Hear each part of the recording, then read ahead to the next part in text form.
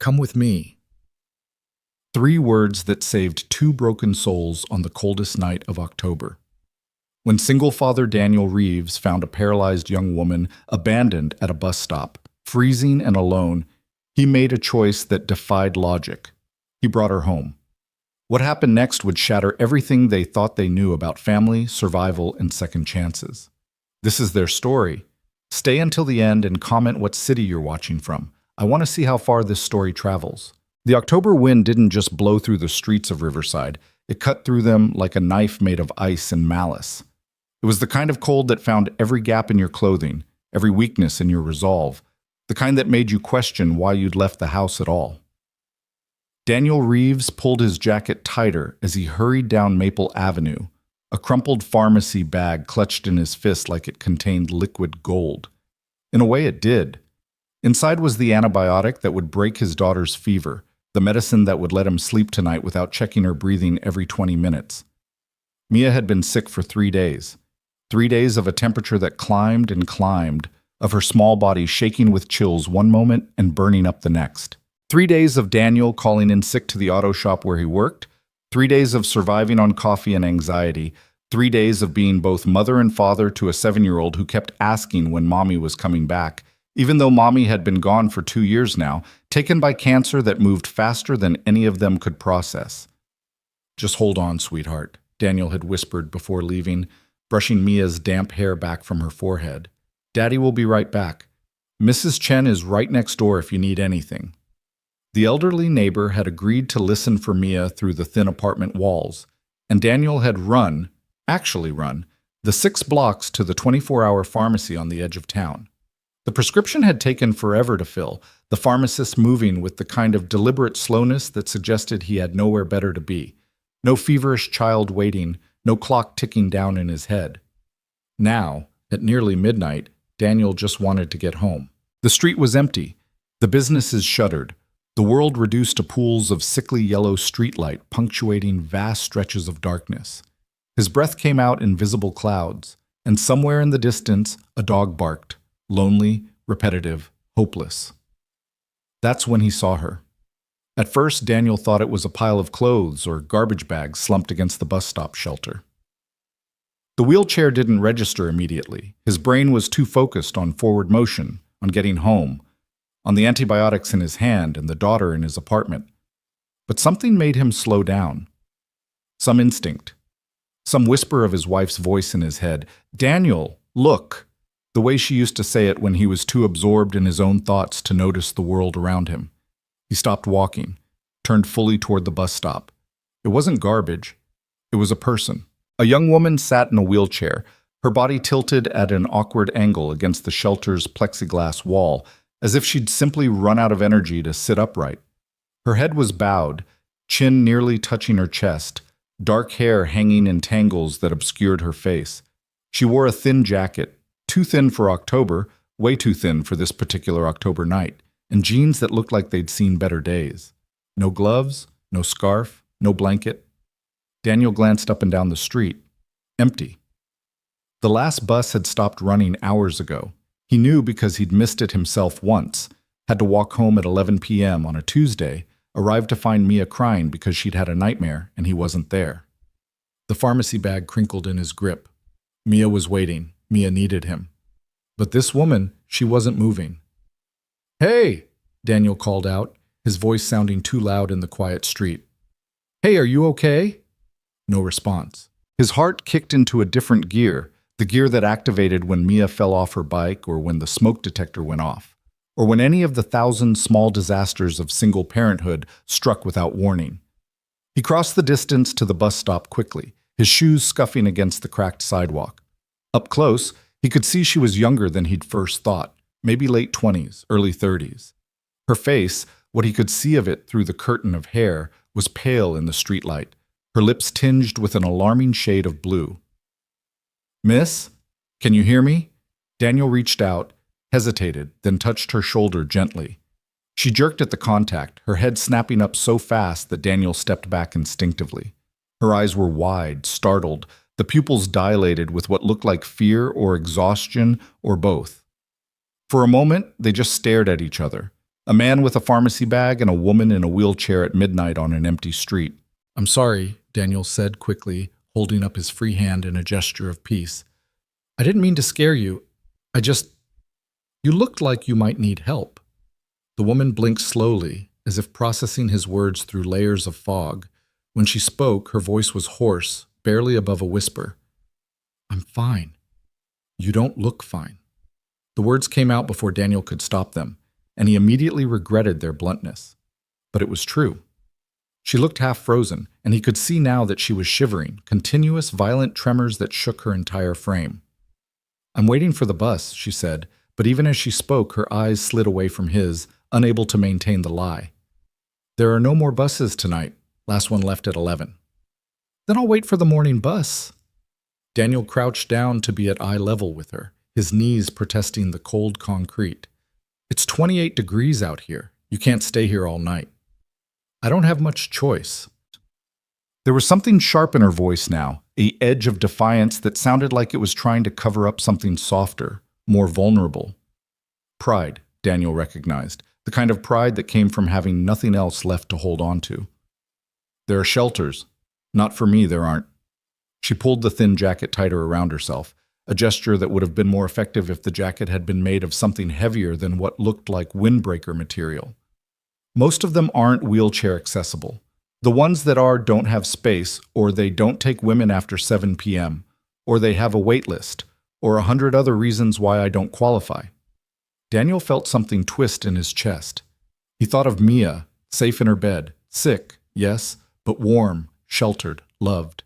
He thought of his own exhaustion, the way it pulled at him like gravity, making every movement feel like wading through deep water. He thought of the antibiotics in his hand and how he'd promised his daughter he'd be right back. "How long have you been here?" he asked, instead of standing up and walking away like logic told him to do. The woman's shiver intensified, and for a moment Daniel didn't think she'd answer. Then, so quietly, he almost didn't hear it. "Since yesterday." Yesterday. That meant she'd been out here through the whole previous night, through the entire day, and now into this night. Over 24 hours exposed to temperatures that had barely climbed above 40 degrees during daylight and were now below freezing. "Jesus," Daniel breathed. "He hasn't shown up yet either," the woman said, and there was a ghost of humor in her voice, dark and bitter. Daniel made a decision then, not a logical one, not a smart one by most measures, but the kind of decision that comes from somewhere deeper than logic, from the place where his wife's voice still lived, where his own childhood memories of being hungry and scared still echoed, where the sheer randomness of suffering met the equally random possibility of kindness. "Come with me," he said. The woman's head snapped up again, her eyes searching his face with sudden intensity. "What?" "Come with me," Daniel repeated. "You can't stay here. I live about 4 blocks from here. You can warm up, get something hot to drink, figure out your next move when you're not hypothermic." "I don't know you." "No, you don't, and I don't know you. But I know you're going to die if you stay out here much longer, and I can't—" His voice cracked slightly, and he cleared his throat. "I can't just walk away from that." She studied him for a long moment, and Daniel could see the calculation happening behind her eyes. Danger versus cold, risk versus certainty. The possible threat of a stranger versus the definite threat of freezing to death alone at a bus stop. "Why would you help me?" The question came out flat, suspicious. Daniel thought about that. Why was he helping her? He had his own crisis at home, his own responsibilities, his own barely held together life that didn't have room for complications. But then he thought about the night Sarah died, how the hospital room had been full of machines and monitors and busy nurses, but he'd never felt more alone in his life. How the grief had been compounded by the sheer isolation of it, the way the world had just kept turning while his had ended. "Because someone should," he said simply. "Because it's cold and you're alone and I can't fix much in this world, but I can fix that, at least for tonight." The woman's expression did something complicated, collapsed and rebuilt itself in the span of a heartbeat. For just a second, the defensive walls came down, and Daniel saw the raw terror underneath, the exhaustion that went beyond physical tiredness into something existential. "I can't walk," she said, and there was shame in her voice that made Daniel's heart ache. "The chair, it's not electric, someone has to push it." I figured, Daniel said, standing up and moving behind the wheelchair. His hands gripped the handles, which were cold enough to burn even through his thin gloves. I've got you. You don't understand. I'm heavy, dead weight. My legs don't work. I work at an auto shop, Daniel interrupted gently. I've pushed cars heavier than you. Trust me, we're good. For a moment, nothing happened. The woman sat frozen, literally and figuratively, in the wheelchair, her hands gripping the armrest so tightly her knuckles had gone white. Daniel waited, not pushing, not forcing, just standing behind the chair with his hands on the handles and his daughter's medicine in his jacket pocket and his heart beating too fast. Then, slowly, the woman's grip on the armrests loosened. She took a shaky breath that Daniel could see even from behind her, a cloud of white in the frigid air. Okay, she whispered. Okay. Daniel began to push. The wheelchair's tires were underinflated and the bearings needed oil, creating a rhythmic squeak, squeak, squeak that accompanied their progress down Maple Avenue. The woman sat rigid in the chair, her shoulders tensed as if expecting some kind of trick, some cruel punchline to this late-night rescue.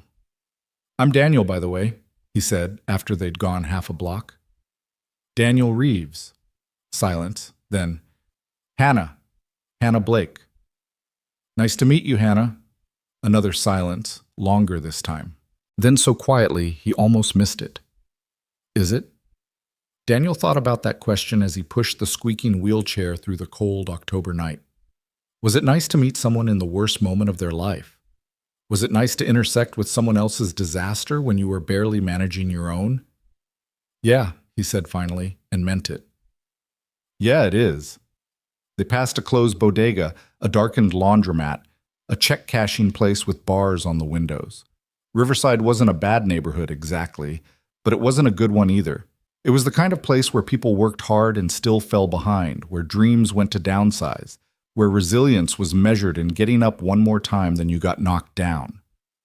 Daniel had grown up 3 neighborhoods over, not much different from this one, had met Sarah at the community college they'd both attended part-time while working full-time jobs, had thought they were on their way up when Mia was born, when they'd managed to scrape together enough for a 2-bedroom apartment instead of a 1-bedroom.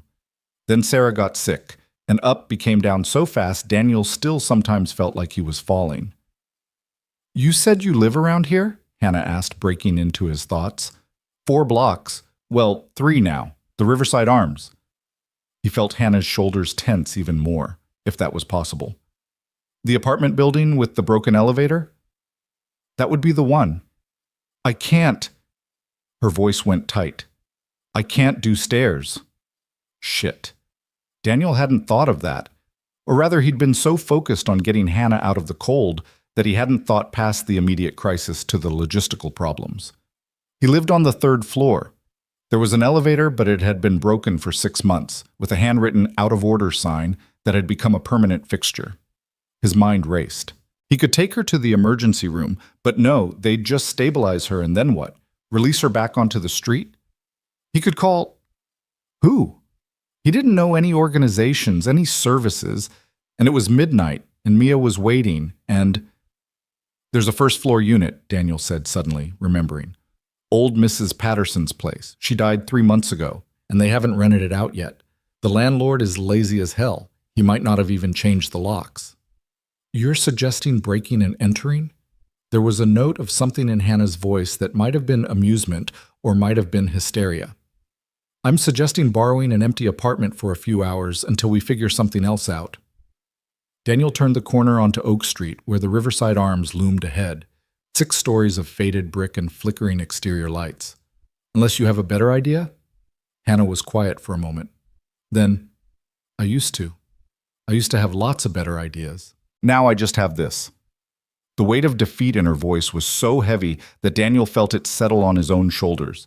He wanted to say something comforting, something hopeful, but he was too tired and too worried about Mia and too aware that comforting words from a stranger probably meant less than nothing.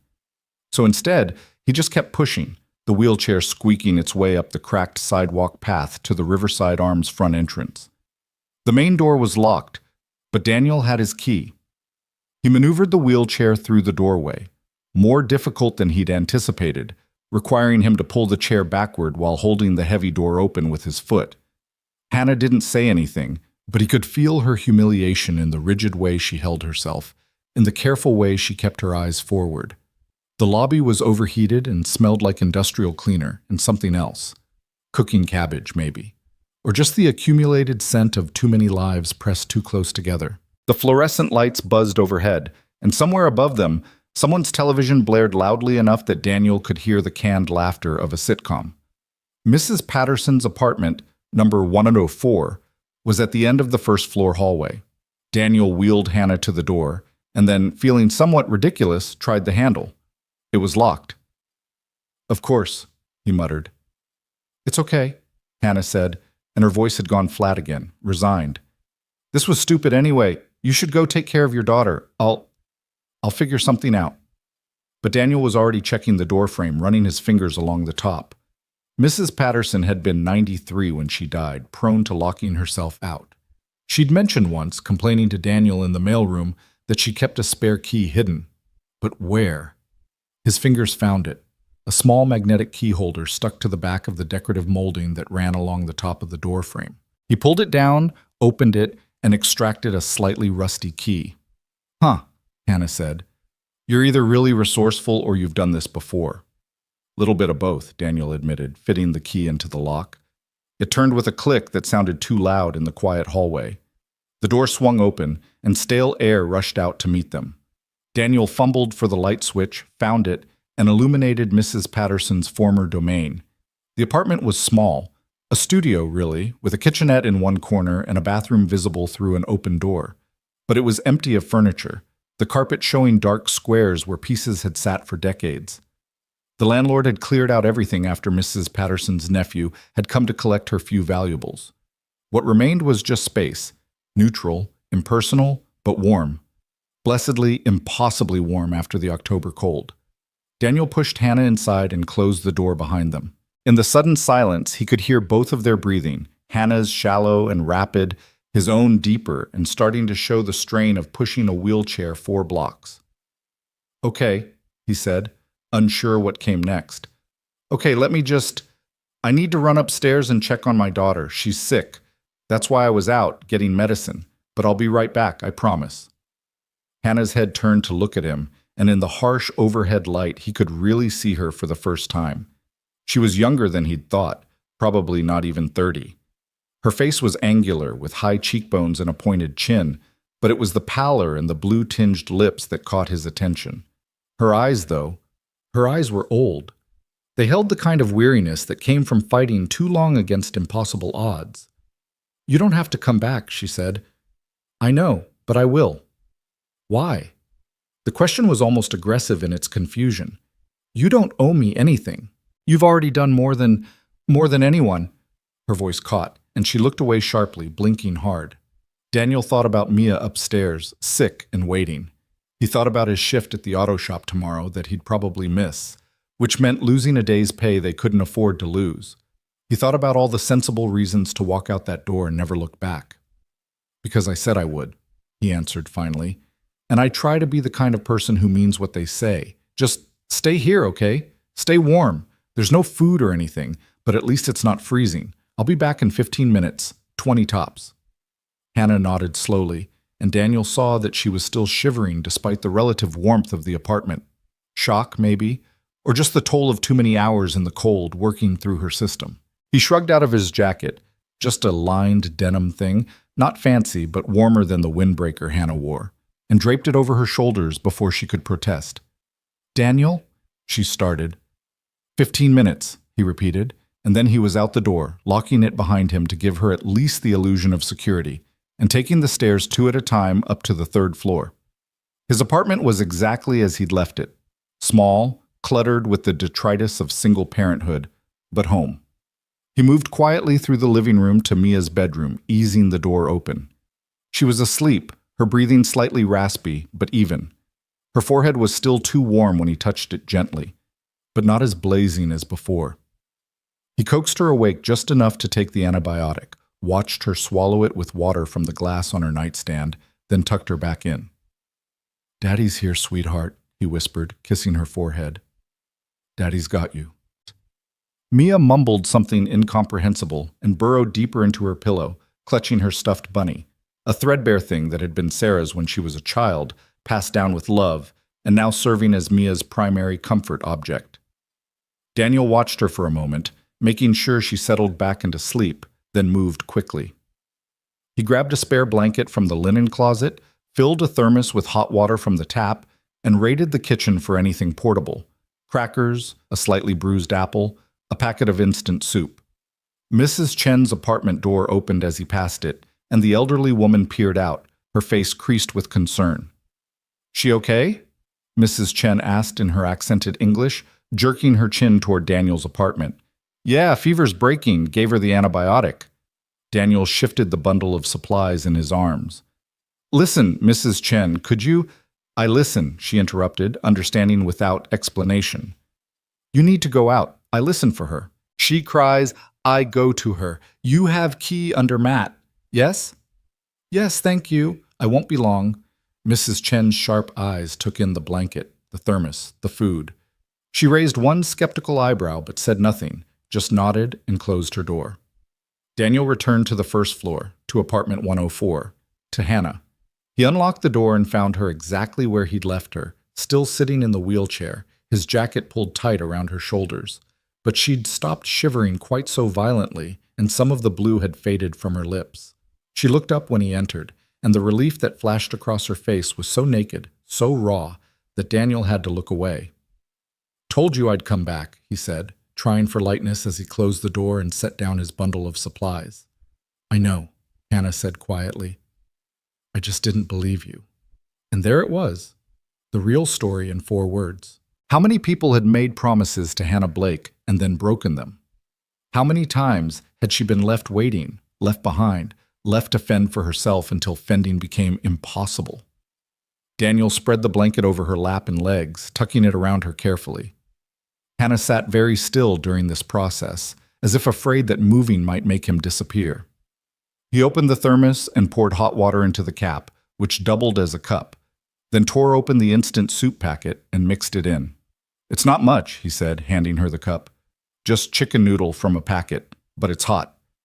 Hannah took the cup with both hands, holding it close to her face and breathing in the steam before taking a tentative sip. Daniel watched her throat work as she swallowed, saw the way her eyes closed briefly, as if the warmth was almost painful. "When did you last eat?" he asked. "I don't remember. Wednesday, maybe? Someone gave me a sandwich." She took another sip, and Daniel could see her hands were steadier now, the warmth beginning to penetrate. "I should probably tell you my story. Why I was at that bus stop. Why I'm—" She gestured vaguely at the wheelchair, at herself, at the entirety of her circumstances. "You don't have to," Daniel said, settling himself on the floor with his back against the wall. Every muscle in his body was screaming for rest, but he wasn't going to sit in Mrs. Patterson's empty apartment while making a woman in a wheelchair strain her neck looking up at him. "Not unless you want to." Hannah was quiet for a long moment, drinking the soup in small sips, and Daniel thought she wasn't going to say anything. He was fine with that. Sometimes the weight of explaining your own disaster was heavier than the disaster itself. But then she started talking. "I was a construction site manager," she said, her voice taking on a distant quality, as if she was narrating someone else's life. "Commercial builds, mostly. Made decent money, had my own apartment, was saving for a house. Had a boyfriend I thought I was going to marry. It was good. Really good." She paused to take another sip of soup, and Daniel waited. 14 months ago, there was an accident. A crane operator, new guy, not properly trained, lost control of a load.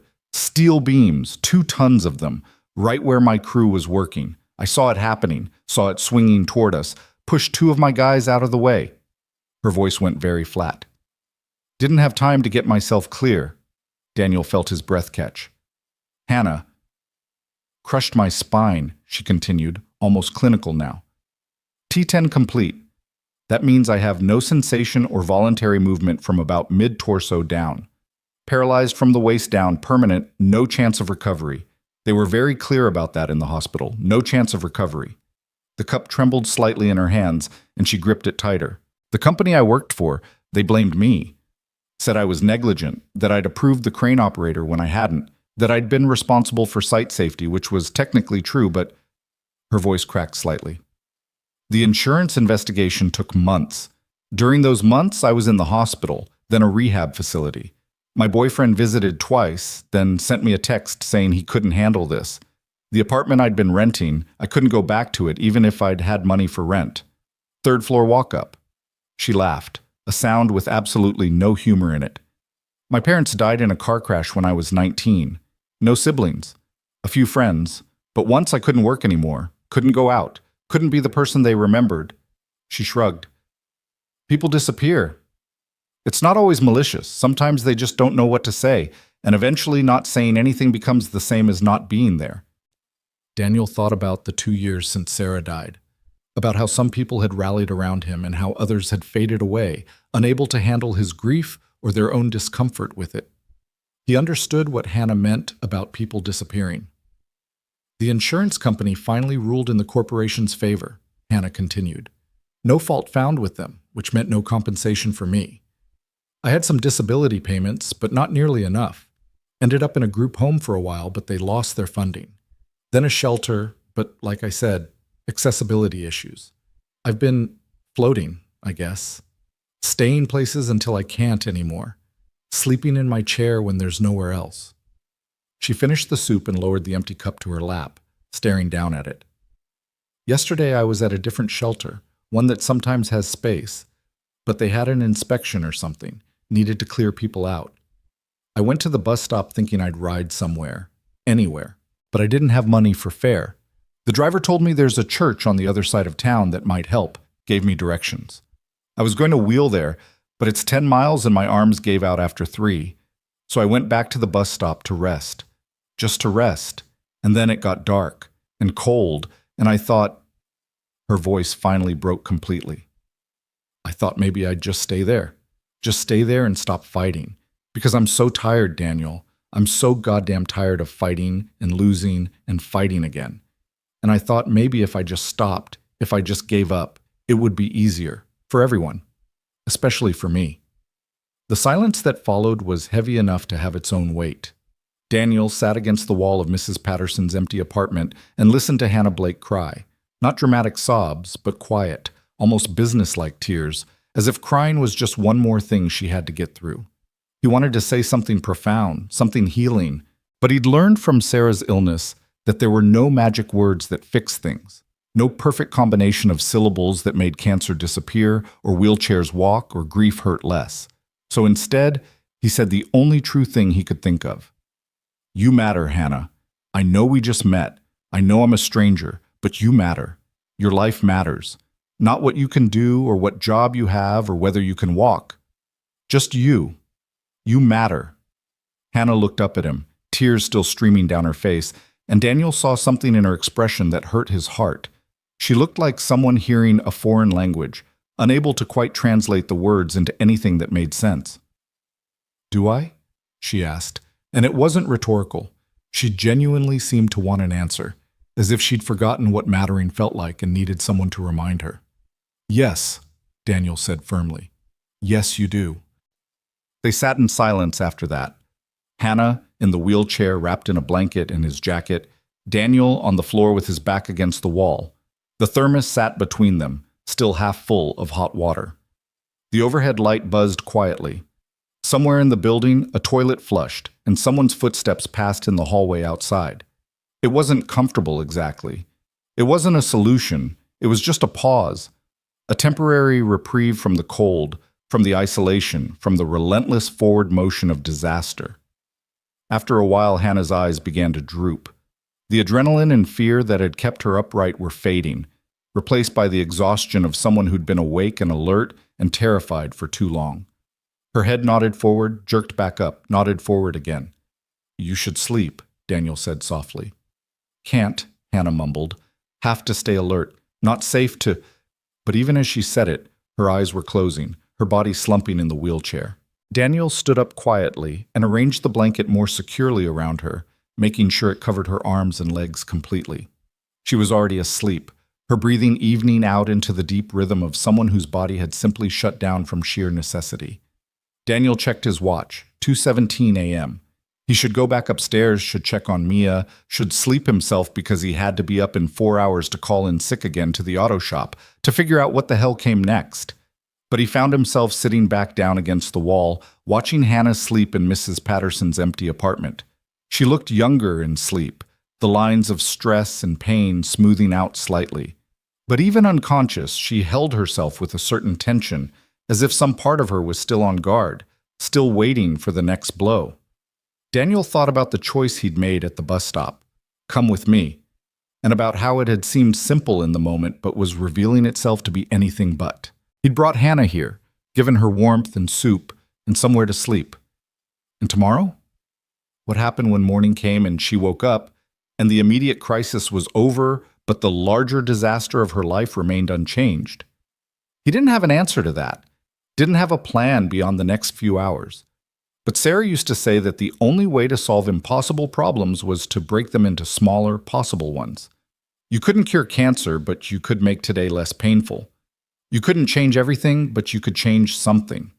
Tomorrow, today, really, since it was past 2 a.m. now, would bring its own problems. Mia would wake up hopefully feeling better. Daniel would have to decide what to tell Mrs. Chen, what to tell anyone who asked why there was a woman in a wheelchair in the dead tenant's apartment. Hannah would have to decide if she trusted Daniel enough to stay or if she'd rather take her chances elsewhere. But right now, in this moment, one thing was solved.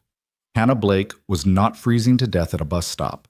She was warm and fed and sleeping somewhere safe, even if temporary. It wasn't much, but it was something. Daniel's own eyes began to close, exhaustion finally overwhelming anxiety. His last coherent thought before sleep took him was that the apartment didn't feel as empty as it had when he first opened the door. It felt almost peaceful, in a way that made him remember what home used to feel like when Sarah was alive, when Mia was a baby, when their small family filled the spaces they inhabited with something more than just bodies and furniture. Maybe, Daniel thought as consciousness faded, maybe that's what rescue really was. Not fixing everything, but making one moment bearable enough that another moment became possible. Outside, the October wind continued to howl through empty streets. But in apartment 104 of the Riverside Arms, two people who'd both run out of options slept side by side, survivor and rescuer. Neither quite sure what came next, but both still breathing, still here, still alive against odds that had seemed insurmountable just hours before. And sometimes, in the darkest hours of the coldest nights, alive was enough. Daniel woke to sunlight streaming through the bare window of apartment 104 and the immediate panic of not knowing where he was. His neck screamed in protest from sleeping slumped against the wall, and for a disorienting moment, he thought he'd fallen asleep at the auto shop again, pulled a double shift, and passed out in the break room. Then he saw the wheelchair, saw Hannah still sleeping in it with his jacket draped over her shoulders and the blanket tucked around her legs, and everything from the previous night came rushing back. His watch read 6:43 a.m. He'd slept for over 4 hours in a dead woman's apartment with a stranger he'd found at a bus stop. Mia. The thought jolted him fully awake. He needed to check on Mia. Daniel pushed himself to his feet, his joints popping in a symphony of complaints. Hannah stirred at the movement but didn't wake, just shifted slightly in the wheelchair and made a small sound that might have been distress or might have been the normal noise of someone still deep in sleep. Her face looked less pale in the morning light, though dark circles shadowed her eyes like bruises. He let himself out quietly and took the stairs up to the 3rd floor, his legs protesting each step. The hallway was empty, though he could hear morning sounds from behind closed doors, showers running, coffee makers gurgling, a child's high voice asking insistent questions. Normal life, carrying on. His apartment was still quiet when he entered. He moved straight to Mia's room and found her sitting up in bed, looking significantly better than she had the night before. The flush was gone from her cheeks, replaced by a healthier color, and her eyes were clear instead of fever bright. "Daddy!" She held out her arms, and Daniel crossed to her, scooping her up in a hug that squeezed maybe a little too tight. She smelled like sleep and the lavender detergent he used on her sheets, and underneath it all, still faintly like Sarah. Or maybe that was just wishful thinking, just Daniel's memory imposing itself on reality. "How do you feel, sweetheart?" Better, Mia said, her voice stronger than it had been in days. My head doesn't hurt anymore. Can I have pancakes? The mundane request made Daniel want to laugh or cry or both. Pancakes. His daughter had been sick enough to scare him half to death, and now she wanted pancakes like it was any other Saturday morning. Sure thing. I need to make a quick phone call first, okay? You stay here and pick out what you want to wear today. Mia nodded and immediately began the serious business of selecting an outfit from her limited wardrobe, holding up different combinations and frowning with the concentration of a fashion designer at work. Daniel stepped into the living room and called the auto shop. Reeves, you better be dying, his manager Tony answered without preamble. That's 3 days this week. My daughter's been sick, Tony. High fever. I couldn't leave her. A sigh on the other end. Yeah, okay, she better now? Getting there. Good. Because I need you Monday, no excuses. We're backed up and Jimmy called out, probably hung over again. You miss Monday, we're going to have a conversation about reliability. Daniel closed his eyes. He couldn't afford to lose this job. Couldn't afford the gap in paychecks. Couldn't afford to start over somewhere else. I'll be there Monday. 6 a.m. sharp. 6 a.m. sharp, Daniel echoed, and the line went dead. He stood for a moment in his small living room, looking at the accumulation of their life. Mia's drawings taped to the walls. Sarah's favorite throw blanket still draped over the couch, even though she'd been gone 2 years, the stack of bills on the counter that seemed to multiply like rabbits. And downstairs, a woman in a wheelchair who had nowhere else to go and no one else to help her. The responsible thing would be to call social services, to hand Hannah off to people whose job it was to deal with situations like this. The responsible thing would be to focus on his own crisis, his own daughter, his own barely solvent existence. But Daniel kept thinking about the way Hannah had looked at him when he said she mattered, like he was speaking a language she'd forgotten how to understand. Daddy, I picked purple. Mia appeared in the doorway holding up a purple shirt with a cartoon dinosaur on it. Can we have chocolate chip pancakes? We don't have chocolate chips, baby. Regular pancakes, okay? Mia's face fell for just a moment, but she rallied quickly. With lots of syrup? With lots of syrup, Daniel agreed. But first, I need to talk to you about something. Mia came and sat on the couch, her legs swinging because they didn't quite reach the floor yet. She looked so small sitting there, so much like Sarah with her dark hair and serious eyes that Daniel felt his chest tighten. He sat down next to her. Remember how Daddy always tells you that we should help people when we can? Mia nodded solemnly.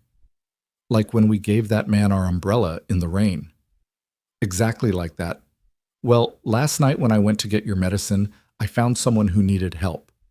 A lady who was very cold and didn't have anywhere safe to stay. Where is she? Downstairs, in Mrs. Patterson's old apartment. I let her stay there so she wouldn't freeze.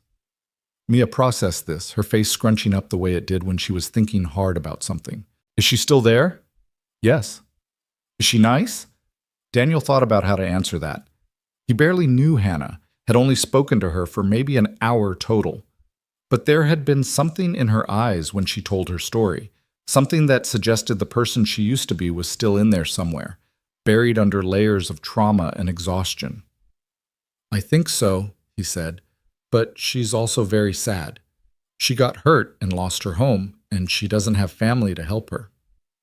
Like how Mommy died and it made you sad?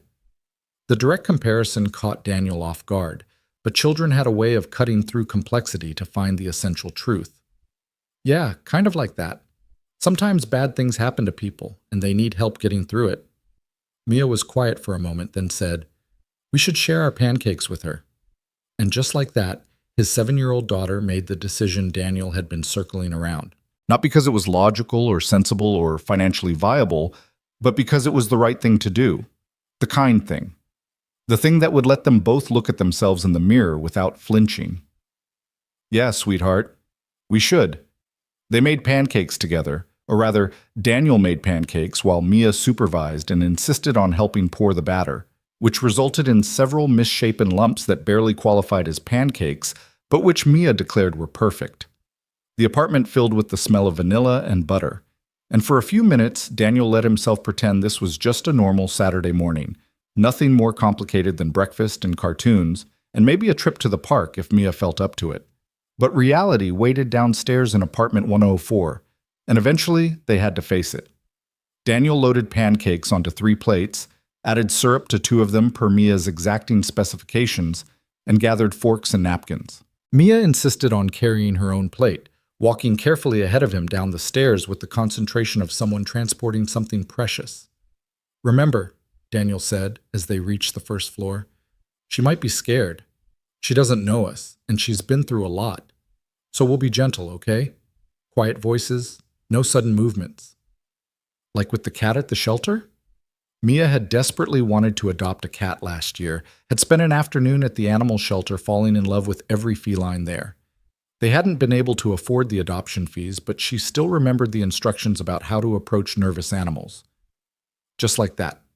Daniel knocked softly on the door of 104, then used the key to let them in. Hannah was awake, sitting in the wheelchair in exactly the same position he'd left her, except now her eyes were open and trained on the door with an expression of wary alertness. "Morning," Daniel said, keeping his voice light. "Brought breakfast. Hope you like pancakes." Hannah's eyes moved from Daniel to Mia, who stood partially behind her father's legs, peeking around with open curiosity. For a moment, no one moved. Then Hannah's expression did something complicated, cycling through surprise and confusion, and something that might have been the beginning of tears before settling into careful neutrality. "You didn't have to do that," she said, her voice rough with sleep. "I know. We wanted to."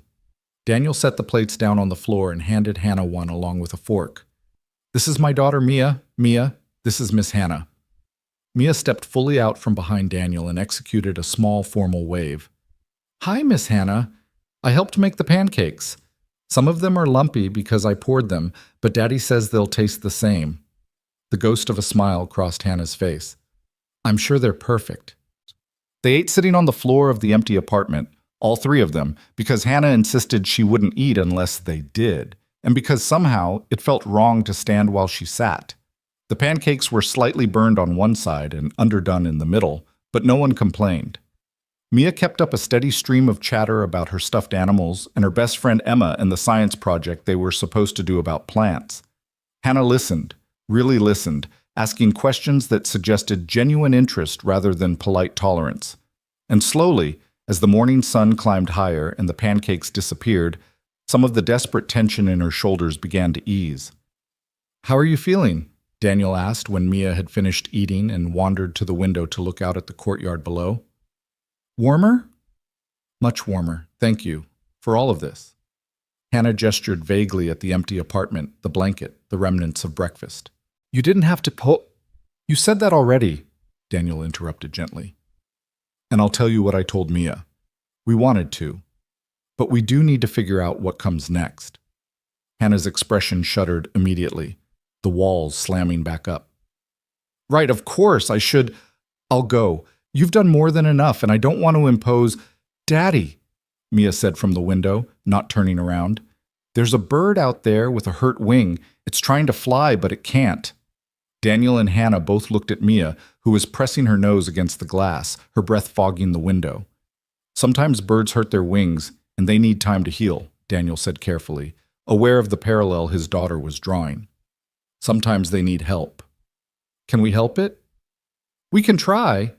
Mia turned around then, fixing her father with a look that was far too knowing for 7 years old. "Miss Hannah is like the bird with the hurt wing." The silence that followed was heavy. Hannah stared at Mia with an expression that suggested she wasn't sure whether to laugh or cry. Daniel cleared his throat. "Mia, that's not— You can't just—" "But it's true," Mia insisted. "She needs time to heal. She needs help. We have time and help." "It's not that simple, baby." "Why not?" And there was the question that had no good answer. Why wasn't it that simple? Because Daniel was barely keeping his own life together? Because he had a job that was threatening to fire him and bills he couldn't pay, and a daughter who needed him? Because inviting a stranger to stay was reckless and complicated and would inevitably lead to problems he couldn't foresee? All of that was true.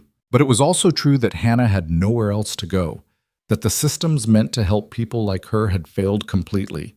that without intervention, she would end up back at that bus stop or somewhere similar, waiting for the cold or hunger or despair to finish what the falling steel beams had started. Mia's right, Hannah said softly, and when Daniel looked at her, he saw she was crying, silent tears that tracked down her face unchecked. It's not simple. It's incredibly complicated, which is why I should go. I won't be your burden. You have your own life, your own problems. I'm not your responsibility. No, Daniel agreed. You're not. But that doesn't mean we can't help anyway.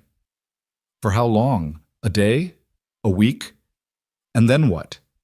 Hannah's voice was rising, desperation creeping in around the edges. I appreciate what you've done, I really do. But charity has an expiration date, and I can't get attached to something that's going to disappear. I can't let myself believe that this, she gestured at the apartment, at them, at everything, is anything more than temporary. Mia came over and stood directly in front of Hannah's wheelchair, tilting her head up to look at the woman who sat several feet above her. When my mommy died, people said they would help. Some of them did for a little while. Then they stopped. Daddy says it's because they didn't know what to say, and sometimes people run away from hard things. Hannah's breath caught audibly. But Daddy didn't run away, Mia continued with the brutal honesty of childhood. He stayed even when it was really hard, even when he was sad, even when I was sick and he was tired. He stayed because that's what people who care about you do. Mia, Daniel said gently, maybe. I'm not saying we're going to keep you forever like a pet, Mia added, and despite the tension in the room, Hannah made a sound that might have been a laugh. I'm just saying maybe you could stay until you figure out where to go next. We have this apartment that nobody's using, and you could help us. Daddy's always saying he wishes there was more time in the day. Maybe you could help him find more time. Daniel opened his mouth to explain that's not how time worked, that you couldn't create more hours in a day, no matter how many people were looking for them. But then he thought about all the things that didn't get done because he was one person trying to do the work of two. The broken light fixture in the bathroom, the pile of mending that kept growing, the meals that came from boxes because he didn't have energy for actual cooking after work and parenting and basic survival. Hannah was looking between them with an expression of such naked longing and terror that Daniel's chest ached. He recognized that look. It was the same way he'd looked at the oncologist when they'd explained Sarah's treatment options, desperate hope warring with the certainty of disappointment, the knowledge that hoping for something only made it hurt more when it was taken away. Here's what I'm thinking, Daniel said slowly, working it out as he spoke. This apartment, it's empty, it's on the first floor, and the landlord is so lazy he probably won't notice someone staying here for at least a few weeks. Maybe longer if we're careful. No rent, no lease, just borrowing a space that would otherwise sit empty. That's illegal, Hannah said, but her voice lacked conviction. Probably, Daniel admitted. But so is leaving someone to freeze to death at a bus stop, morally speaking at least. I'm willing to risk the former to avoid the latter. You could get evicted. You could lose your home. Or the landlord might not notice, or he might notice and not care. Or we might be able to convince him that having someone in the apartment who can keep an eye on the place is actually doing him a favor. Daniel shrugged. I don't have all the answers, Hannah. I just know that you need somewhere to stay, and we have somewhere you could stay. At least temporarily. At least until we figure out something better. Why? The question was almost a whisper. Why would you risk anything for me? Daniel thought about Sarah in the hospital, about the nurses who'd stayed past their shifts to hold her hand, about the social worker who'd helped him navigate the insurance nightmare without charge, about Mrs. Chen bringing over soup when he'd been too overwhelmed to cook.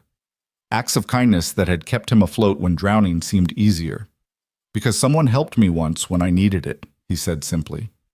And because my daughter is 7 years old and already understands that people matter more than rules. And because I keep thinking about what would have happened if I'd walked past that bus stop last night without stopping.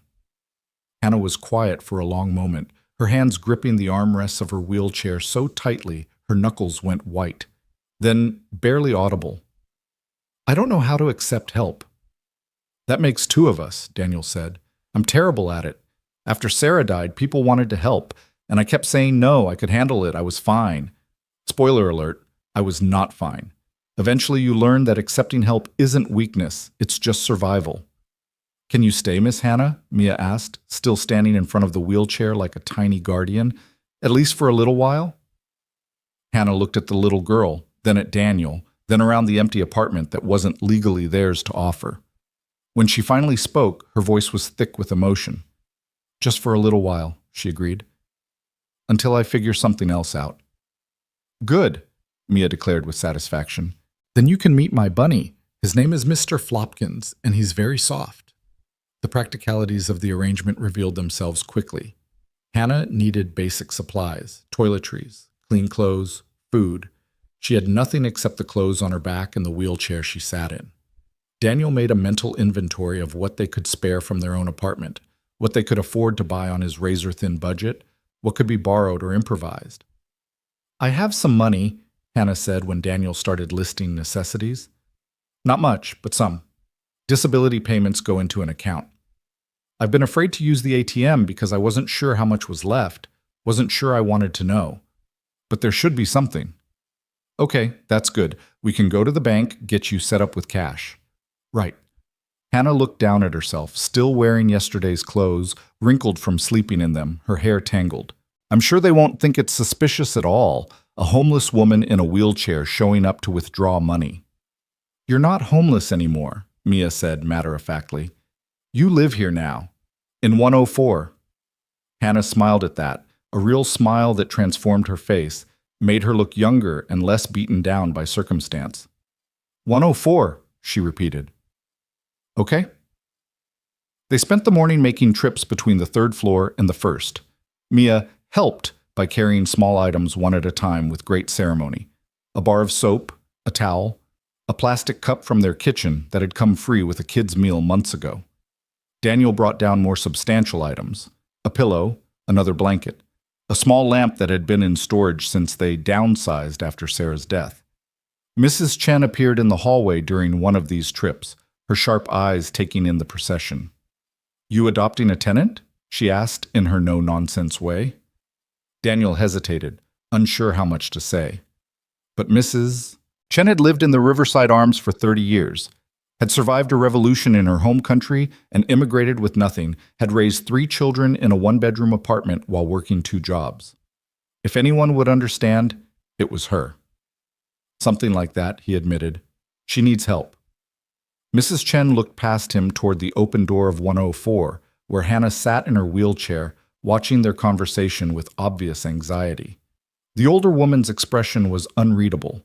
Then she disappeared into her own apartment and returned a moment later with a pot of something that smelled like heaven, star anise and beef and vegetables.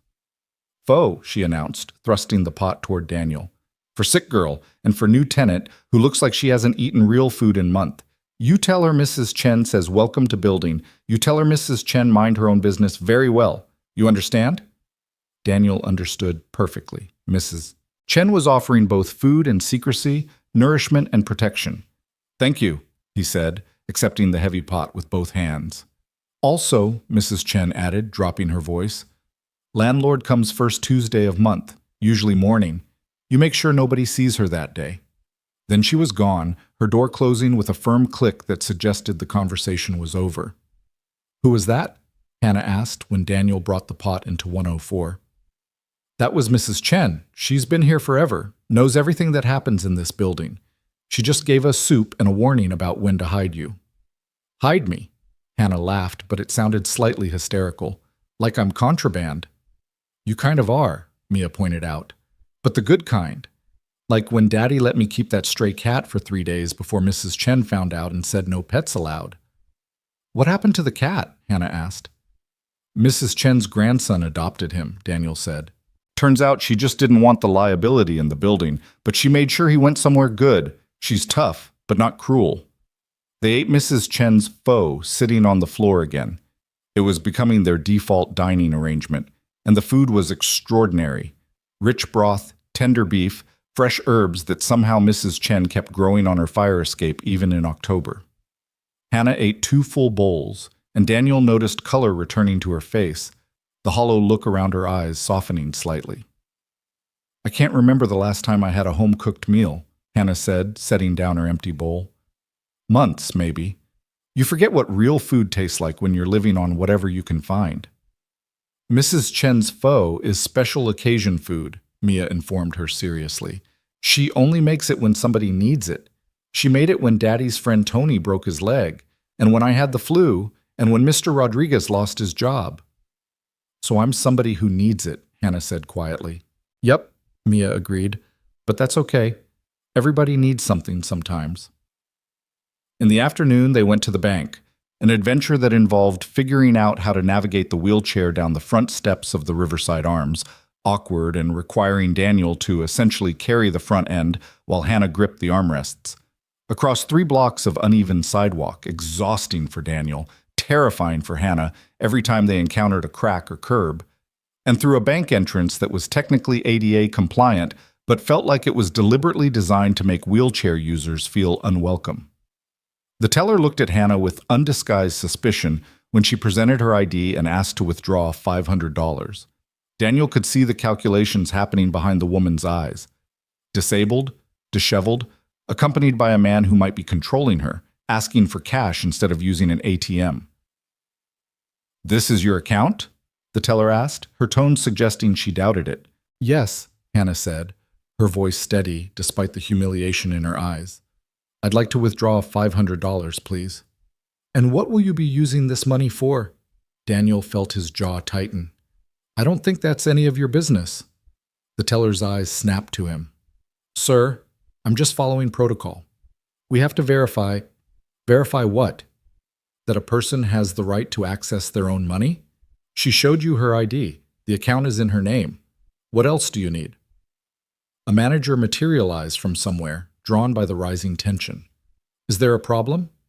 "No problem," Hannah said quickly, and Daniel could hear her trying to de-escalate, to make herself smaller and less threatening, to apologize for the inconvenience of existing.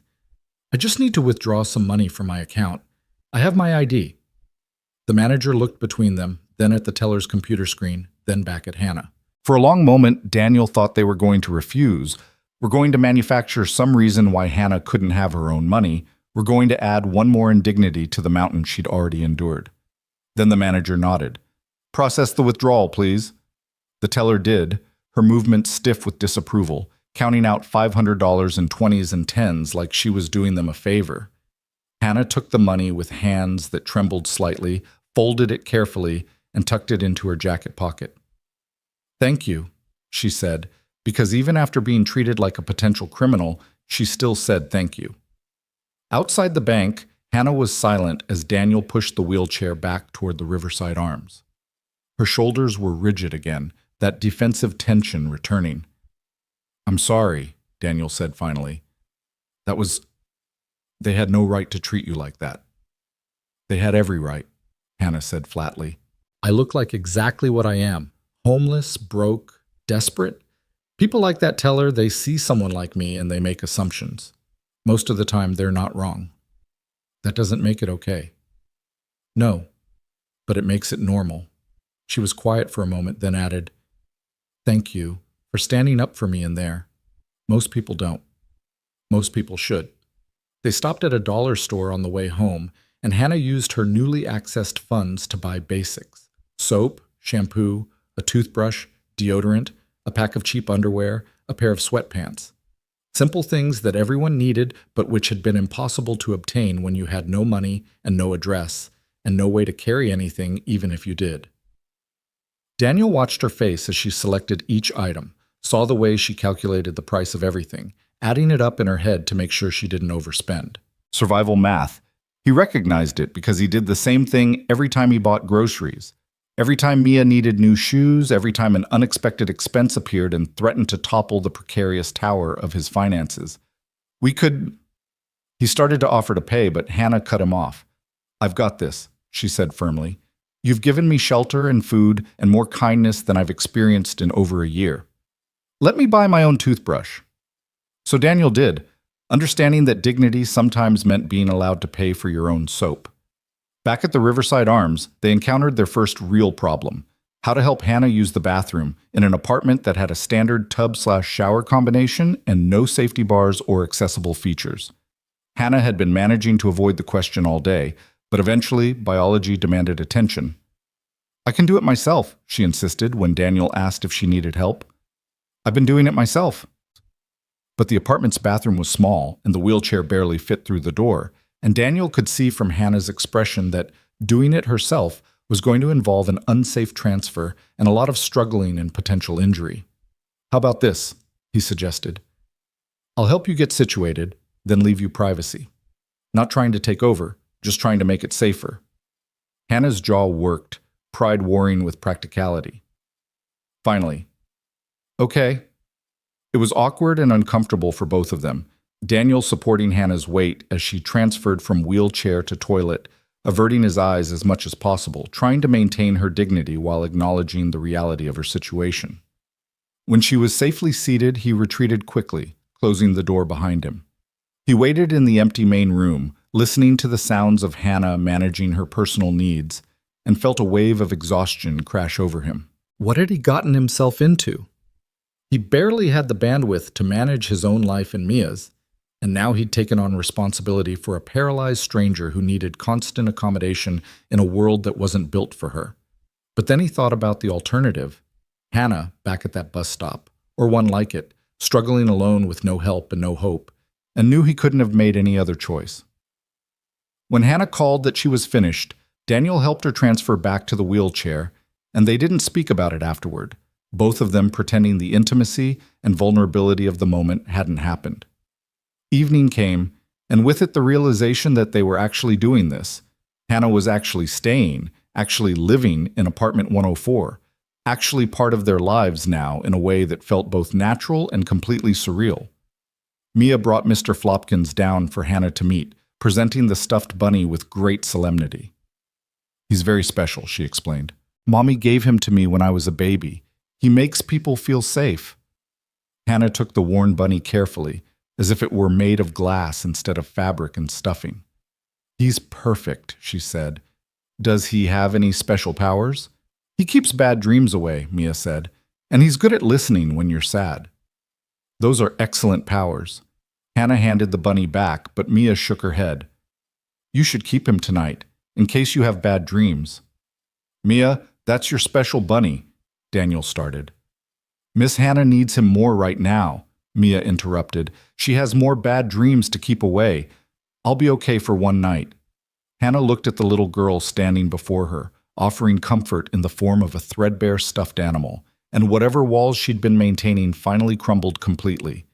Tears streamed down her face, not the quiet, restrained crying from earlier, but full sobs that shook her whole body. Mia climbed carefully onto Hannah's lap, something Daniel probably should have warned her not to do, given Hannah's paralysis, and wrapped her small arms around the woman's neck. It's okay to cry, Mia said, her voice muffled against Hannah's shoulder. Daddy cries sometimes too. He thinks I don't hear him, but I do. Crying means you're brave enough to feel things. Hannah held the little girl and cried into her hair, and Daniel stood watching them both, his own eyes stinging, wondering how his 7-year-old had gotten so wise, and whether it was beautiful or tragic that she'd had to learn those lessons so young. That night, Daniel set up the lamp and the pillow and laid out the borrowed blankets to make 104 as comfortable as possible. It wasn't much, still just an empty apartment with no furniture, no decorations, nothing that made it feel like home. But it was warm and dry and safe, which was more than Hannah had yesterday. Thank you, Hannah said when Daniel was getting ready to leave, to go back upstairs to his own apartment and his own daughter and the pretense of normal life. For all of this, for everything. I don't have words big enough. You don't need words, Daniel said. Just get some rest. Tomorrow we'll figure out more. We'll get you some actual furniture, make this place more comfortable. Maybe see about getting you some clothes that fit better. One day at a time, okay? One day at a time, Hannah echoed, clutching Mr. Flopkins to her chest. Daniel locked the door behind him, giving Hannah the security of knowing she couldn't be disturbed, and climbed the stairs back to the 3rd floor. Mrs. Chen's door opened as he passed. You good man, she said without preamble. Stupid, but good. Your wife would be proud. She closed the door again before Daniel could respond, but the words stayed with him as he let himself into his own apartment, checked on Mia, who was already asleep, and collapsed onto his own bed without bothering to undress. Sarah would be proud, or she'd be terrified. Probably both. She'd always been the practical one, the planner, the one who thought 3 steps ahead. Daniel was the impulsive one, the one who made decisions based on gut feeling and moral imperative rather than careful consideration of consequences. But Sarah had also been the one who stopped to help anyone who needed it, who gave money to every panhandler and brought home stray animals and volunteered at the food bank every Thanksgiving. She'd believed fundamentally that people mattered, that kindness was never wasted, that the small acts of compassion were the ones that held the world together. So maybe she would understand. Maybe she'd see Hannah in 104 and nod and say, "Of course you brought her home, Daniel. What else could you do?" Or maybe Daniel was just exhausted and projecting his own choices onto his dead wife's imagined approval. Either way, it was done. Hannah Blake was living in their building now, was part of their lives in a way that couldn't be easily undone. For better or worse, 3 separate disasters, Daniel's grief, Mia's motherlessness, Hannah's paralysis, had collided on a cold October night and created something new. Something that felt almost like family. The first week was chaos dressed up as routine. Daniel returned to work on Monday as promised, leaving at 5:30 in the morning while Mia still slept, and Hannah was presumably doing the same in 104. He worked his shift at the auto shop with hands that knew the motion so well his mind could wander. And his mind wandered constantly to the woman living illegally in his building, to all the ways this arrangement could fall apart. Tony noticed his distraction around noon, appeared beside the car Daniel was working on with his usual scowl firmly in place. "You here or somewhere else, Reeves?" "Here," Daniel said, refocusing on the brake assembly in front of him. "Sorry." "Don't be sorry, be present. Jimmy's out again, which means we're short-handed, which means I need you at 100%, not whatever fraction you're giving me right now." Daniel worked faster, pushing everything else out of his mind, and by the end of his shift had done enough work for 2 people. Tony grunted something that might have been approval and sent him home with a reminder that they opened at 6 sharp tomorrow and Daniel better not be late. The apartment building felt different when he returned, though he couldn't immediately identify why. Then he realized someone was cooking, real cooking, not just heating up something from a can or box. The smell of garlic and onions filled the stairwell, rich and complex, and utterly unexpected. He found Mia in 104, sitting cross-legged on the floor next to Hannah's wheelchair, both of them peeling potatoes into a bowl. The lamp they'd brought down was on, casting warm light across the scene, and someone had hung one of Mia's drawings on the wall with tape, a crayon masterpiece featuring what might have been 3 stick figures holding hands, or possibly 3 trees. It was hard to tell. "Daddy!" Mia jumped up, scattering potato peels. "Miss Hannah is making real food, with vegetables and everything." Daniel looked at Hannah, who had the grace to appear slightly embarrassed. "I hope this is okay. Mia came down after school. Mrs. Chen walked her back, very sweet lady, and I thought maybe I could make myself useful. Pay you back a little for the hospitality." "You don't have to pay us back." "I know, but I want to. And honestly, I was going crazy sitting here all day with nothing to do.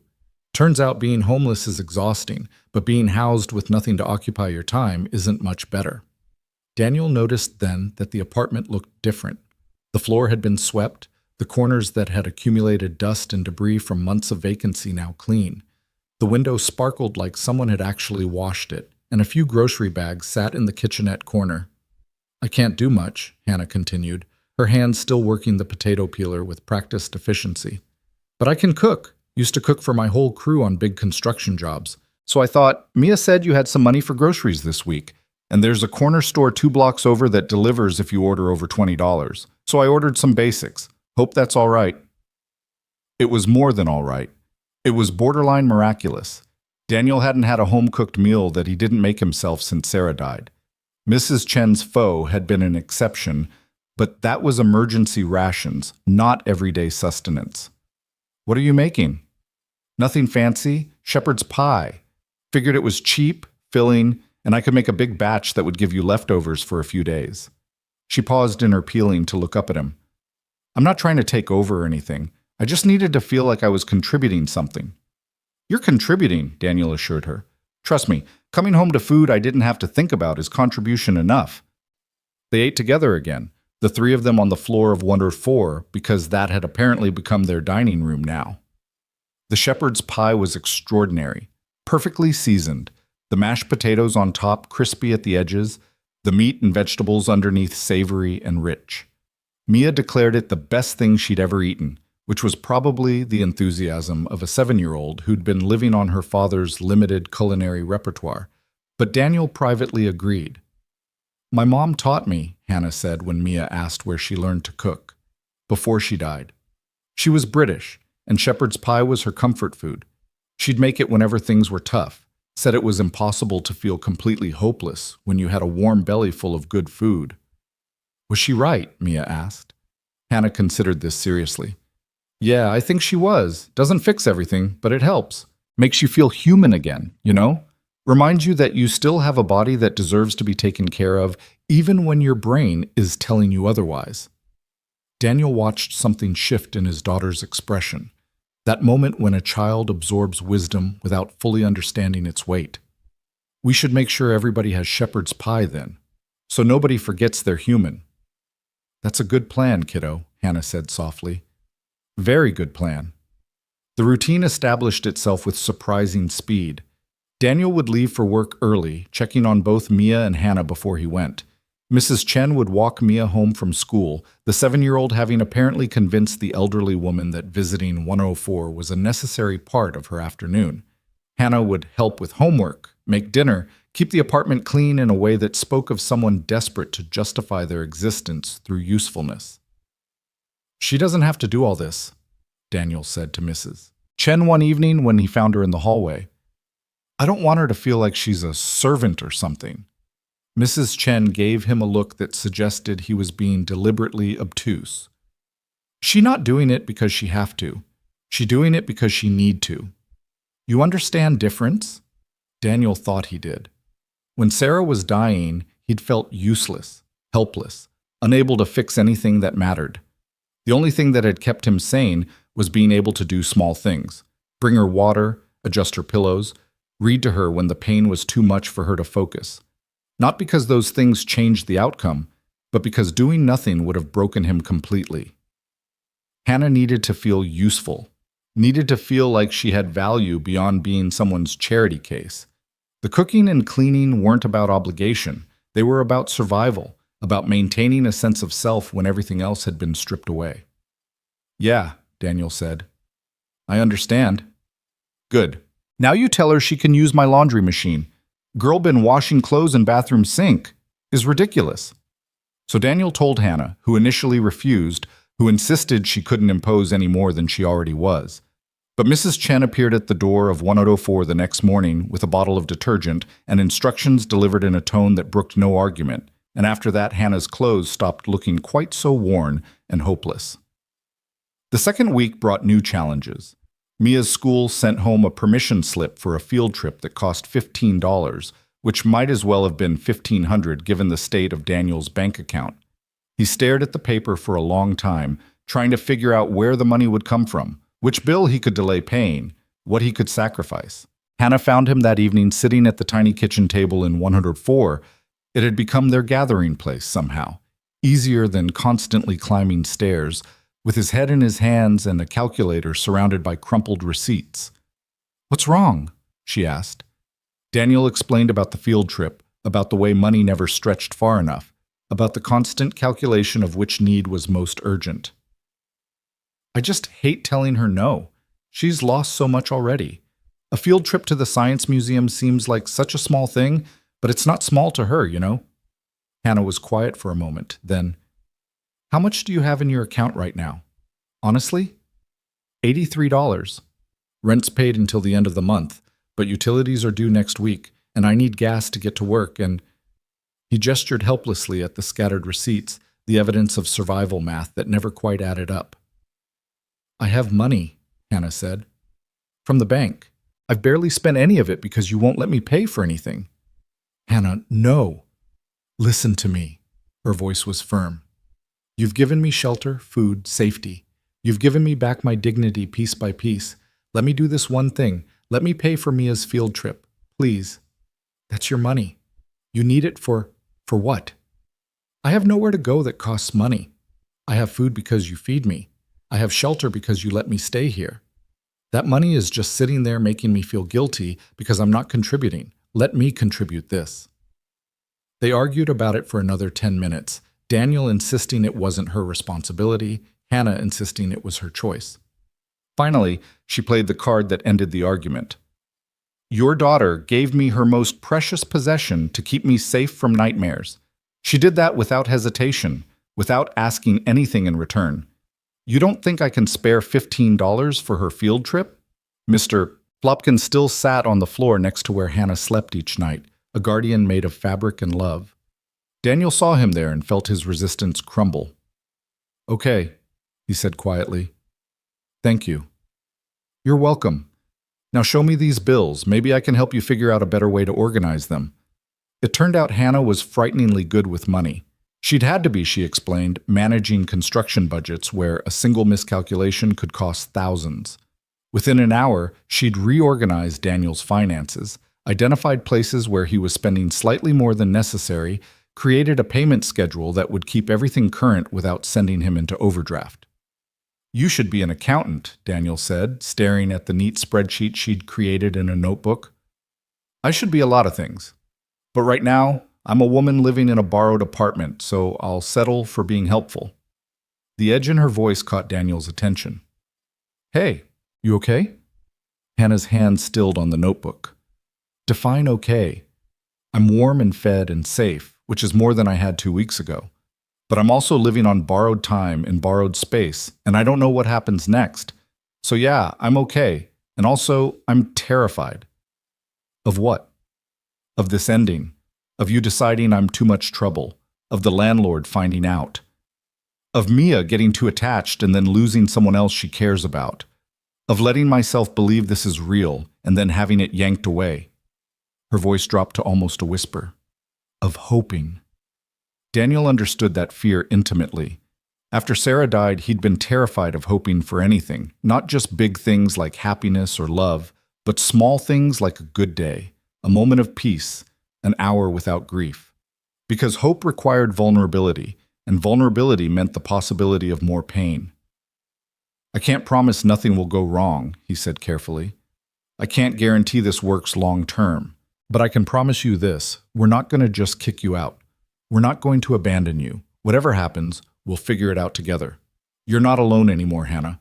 Not unless you choose to be. She looked at him then, really looked at him, and Daniel saw hope and terror warring in her expression. How do you do it? She asked. How do you keep going when everything's broken? You find something to hold on to. For me, it's Mia. She needs me, so I get up. I go to work. I keep moving. Some days that's all I can manage. Just movement. But movement is better than staying still. He paused. What did you hold on to? Before? Anger, mostly. I was so angry at the company, at my boyfriend who left, at my body for betraying me. Anger kept me moving for a while.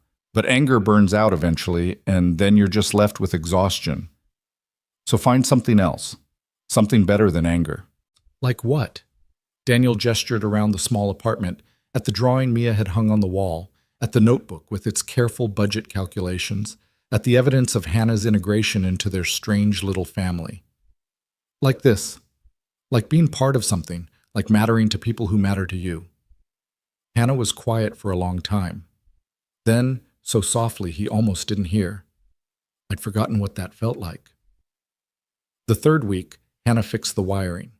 Daniel came home to find her with the cover off the light switch, a screwdriver she'd borrowed from Mrs. Chen, and a look of intense concentration on her face. What are you doing? He tried not to sound panicked, but electricity and amateur repairs were a combination that usually ended badly. The overhead light kept flickering, drove me crazy all day. So I checked the wiring. Loose connection, easy fix. She tightened something, replaced the cover, and flipped the switch. The light came on, steady and strong, no flickering. I used to do electrical work on construction sites, still remember most of it. Daniel looked at the functioning light, then at Hannah's satisfied expression, and felt something shift in his understanding of her. She wasn't just someone who needed help. She was someone with skills, with knowledge, with the ability to solve problems. The wheelchair was part of her story, But it wasn't the whole story. "What else can you fix?" he asked. Hannah's smile turned mischievous. "Want to find out?" Over the next few days, she tackled everything in the building that Daniel had been meaning to fix but hadn't had time or energy for. The leaky faucet in 104 that wasted water and drove Hannah crazy at night. The loose door handle in Daniel's apartment that had been sticking for months. The running toilet that Mrs. Chen had complained about, but the landlord ignored. The broken shelf bracket in the hallway that made the fire extinguisher hang crooked. She worked from her wheelchair, tools spread around her, Mia serving as her assistant and learning the names of different screwdrivers in the process. Daniel would come home to find them in the middle of some project, Hannah explaining the mechanics, while Mia nodded seriously and handed over the tools she'd just learned to identify. "You know the landlord should be paying someone to do this," Daniel said after Hannah fixed the third thing in a week. "Yeah, well, the landlord should be doing a lot of things, like maintaining his building, like making sure the elevator works, like not ignoring his tenants." Hannah shrugged. "Besides, I'm not doing this for him. I'm doing it because I can, and because it needs doing, and because fixing things makes me feel like I'm not completely useless." "You're not useless. I know that up here." She tapped her forehead. "But knowing something intellectually and feeling it emotionally are different things. Every time I fix something, every time I solve a problem, I feel a little more like the person I used to be. The person who was good at things, the person who mattered." Daniel understood that too. After Sarah died, he'd thrown himself into maintaining their apartment, fixing everything that broke, keeping everything running, because doing those things made him feel competent in a life that otherwise felt completely out of control. "You matter now," he said, "not because of what you can fix, but because you're here, because Mia lights up when she sees you, because dinner tastes better when you make it, because the apartment feels less empty when you're in it." Hannah's eyes got that shine that meant tears were threatening. "You're dangerous, Daniel Reeves. You say things like that and make people believe them."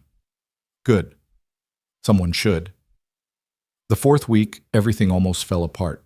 The landlord made his first Tuesday morning visit, and despite Mrs. Chen's warning, they didn't quite manage to hide Hannah's presence completely. He knocked on 104's door, probably just checking that it was still empty, that he hadn't forgotten to show it to a potential tenant. Hannah froze in the wheelchair, her eyes wide with panic. Daniel, who'd stayed home from work specifically for this, pressed a finger to his lips and moved to the door. "Who is it?" he called through the closed door. "Building management. Need to check the apartment." Daniel's mind raced. He could pretend the apartment was empty, but the landlord had keys. He could try to claim Hannah was a guest, but guests didn't live in empty apartments. He could tell the truth, but the truth meant almost certain eviction for both of them. He opened the door just wide enough to stand in the gap, his body blocking the view inside. "Hey, Mr. Morrison, what's up?" The landlord was in his 60s, perpetually rumpled, with the air of someone who'd inherited property and considered it more burden than blessing. "Just doing monthly checks. This unit's been empty since Patterson died. Need to make sure everything's in order." "Actually, I've been keeping an eye on it," Daniel said, surprised by how smoothly the lie came.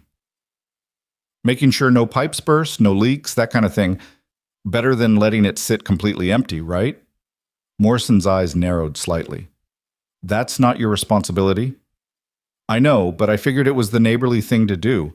Plus, I've been using it for storage. Hope that's okay, just temporarily, until I can clear some stuff out of my apartment upstairs."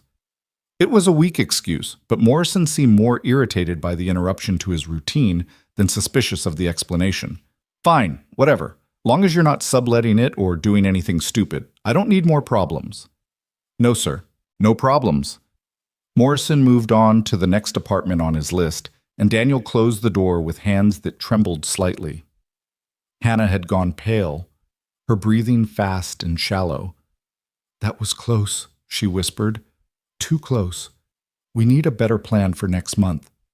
But creating a better plan required predicting the unpredictable, and life had a way of throwing curveballs that no amount of planning could prepare for. 3 days after the landlord's visit, Mia came down with something worse than a simple fever. She was lethargic, complaining of a headache so bad it hurt to keep her eyes open, and when Daniel took her temperature, it read 103.6. "Hospital," Hannah said immediately when Daniel appeared in 104 with Mia in his arms. The little girl barely conscious. That's not normal fever. Go. Now. Daniel went, his heart hammering, memories of Sarah's illness flooding back in vivid detail. The waiting room. The antiseptic smell. The doctors with their careful faces delivering news you didn't want to hear. It was meningitis. Viral, thank God. Not bacterial, but serious enough to require overnight observation.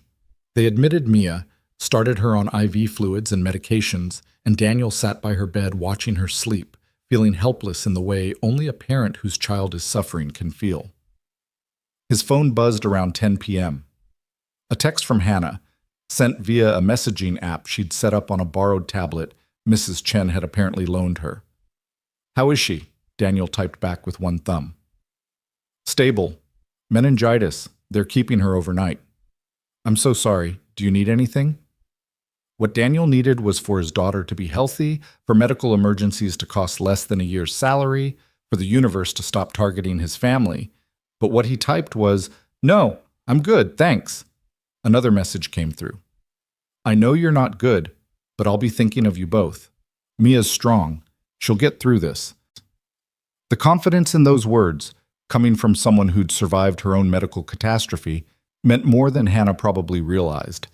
Daniel held on to them through the long night, through Mia's restless sleep and worried whimpers, through the constant parade of nurses checking vitals and adjusting medications. By morning, Mia was significantly better. The fever had broken, she was more alert, complaining about the hospital food, which the doctor said was actually a good sign. They released her that afternoon with prescriptions and instructions for rest, and Daniel carried her home feeling like he'd aged 10 years in 24 hours. Hannah met them at the door of the Riverside Arms, actually outside, in her wheelchair on the sidewalk, which meant she'd somehow navigated the front steps alone, which was both impressive and terrifying. "What are you doing out here?" Daniel asked. "Waiting for you. Figured you could use a friendly face." She looked at Mia, whose head was pillowed on Daniel's shoulder. "Hey, tough girl. Heard you gave your dad a scare." "My head hurt really bad," Mia said, her voice small. "But they gave me medicine, and now it's better." "Good. That's really good. We missed you. The apartment's been too quiet." "We?" Daniel raised an eyebrow. "Me and Mrs. Chen. She's been coming down to check on me, make sure I'm not dying of boredom or loneliness.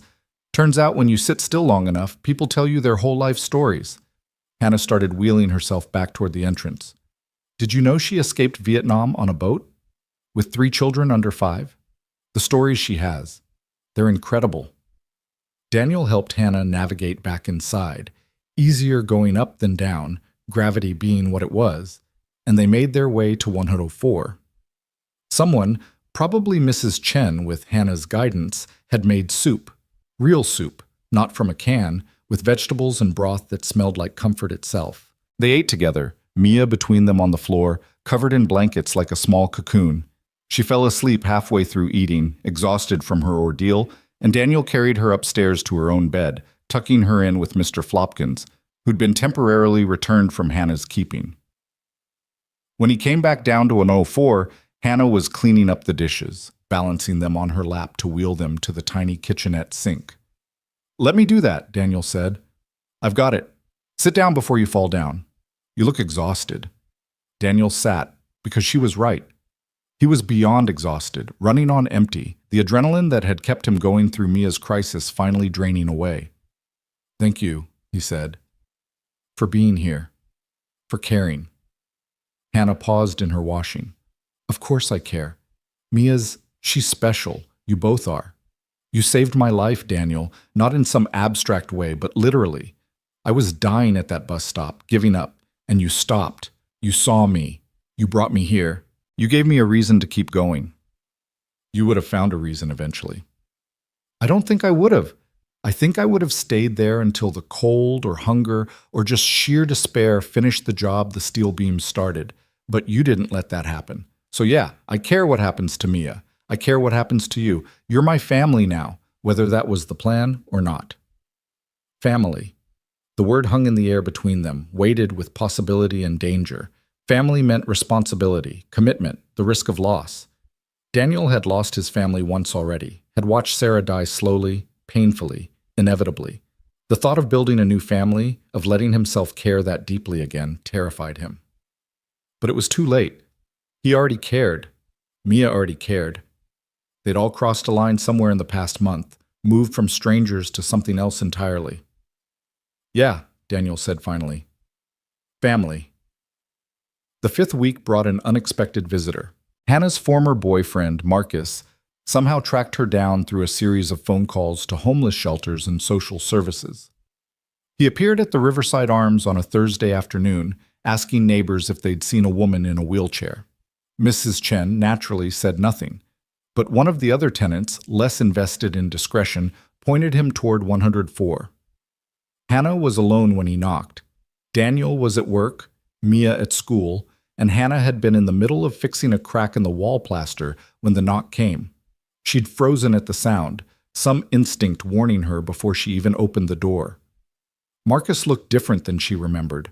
Thinner, more worn, with guilt etched into the lines around his eyes. "Hannah," he said when she opened the door. "Thank God. I've been looking for you for weeks." "Why?" The question came out flat, emotionless. Because I made a mistake. Leaving you like that. I was scared and confused, and I handled it wrong. But I want to make it right. I want to help." Hannah stared at the man she'd once thought she'd marry, the man who'd sent her a text message ending their relationship while she was still learning how to transfer from bed to wheelchair in the rehab facility, the man who'd promised to be there through sickness and health and had broken that promise at the first real test. "You want to help," she repeated. "Now. After more than a year. After I lost everything. After I ended up on the street. After I nearly died. Now you want to help." Marcus had the grace to look ashamed. "I know I don't deserve it, but I'm asking for another chance. I have a place now, a decent job. I can take care of you. We can figure this out together." "Figure what out? My paralysis? That's not something we figure out, Marcus. It's permanent. This is my life now." She gestured at the wheelchair. "And you made it clear this wasn't a life you wanted to be part of." I panicked. I'm not proud of it, but I panicked. "You have to understand, seeing you in that hospital bed, the doctors saying you'd never walk again, I couldn't handle it." "Right, because it was so hard for you. You, who could walk away, literally walk away." Hannah's voice was rising, anger that had been dormant for months suddenly flaring to life. "Do you have any idea what it was like? Not just the accident, not just the paralysis, but knowing that the person I loved, the person I trusted, couldn't love me if I wasn't whole?" "That's not—" "I never said you weren't whole. You didn't have to say it. You sent a text message, Marcus, after 3 years together. After talking about marriage and kids and growing old together. When it came down to it, I was only worth a text message." Daniel arrived home to find them arguing, Hannah's voice carrying through the thin walls of the building. He took the stairs to the first floor 2 at a time, protective instinct overriding everything else. "Is there a problem here?" he asked, stepping into the open doorway of 104. Marcus turned, sizing Daniel up with obvious suspicion. "Who are you?" "I'm the person who actually helped Hannah when she needed it. What's your excuse for being here?" "That's between me and Hannah." "Actually," Hannah said, her voice steady now, "it's not between us at all. You made your choice 14 months ago. You don't get to come back now and pretend you care." "I do care." "Hannah, please. Let me make this right." "You can't make it right. Some things can't be fixed with apologies and second chances." She wheeled herself backward, creating distance. "I've built a life here. It's not perfect. It's not what I planned, but it's mine. I'm not going to give that up for someone who already proved they'll leave when things get hard." "What life? Living in someone else's apartment? Dependent on charity?" Marcus's tone turned sharp, defensive. "That's not a life, Hannah. That's just survival." "Maybe that's all I'm capable of right now," Hannah shot back. "But at least I'm surviving with people who actually give a damn about me, not people who pretend to care when their conscience finally catches up with their cowardice." The words hit their mark. Marcus flinched, his face flushing. "Fine. I tried. When this falls apart, and it will, because charity always does, Don't come looking for me. I wouldn't dream of it. Marcus left, his footsteps heavy on the stairs, and Hannah sat very still in her wheelchair, breathing hard like she'd just run a marathon. Daniel closed the door and moved to stand beside her. You okay? No, yes, I don't know. Her hands were shaking. I thought I was over it, over him, over the anger and hurt, but seeing him again, hearing him try to justify what he did, it all came back. That's normal. Trauma doesn't just disappear because time passes. He called this charity. Called what we have here charity. Hannah looked up at Daniel. Is that what this is? Charity? Daniel thought about the past 5 weeks, about Hannah's cooking and budgeting and repairs, about Mia's homework getting done with patient help, about coming home to a space that felt less empty, less lonely, about the way the three of them had fallen into a rhythm that felt less like obligation and more like family. No, he said firmly. This isn't charity. Charity is one-sided. This is, we're helping each other. You think I could have managed Mia's hospital stay without knowing you were here, that she'd have someone checking on her, making sure she was okay? You think those repairs you've been doing don't matter? The meals? The company? He shook his head. You're not a charity case, Hannah. You're part of this. Part of us. He's right, came Mrs. Chen's voice from the doorway. Neither of them had heard her approach. Charity is for people who take and give nothing back. You give plenty. You just don't see it because you measure worth wrong way. Hannah wiped at her eyes roughly. How do you measure worth the right way? You measure by what you add to world, not what you take from it. You add good food, fixed things, happy child, less lonely man. Mrs. Chen shrugged. That worth more than most people give in whole lifetime.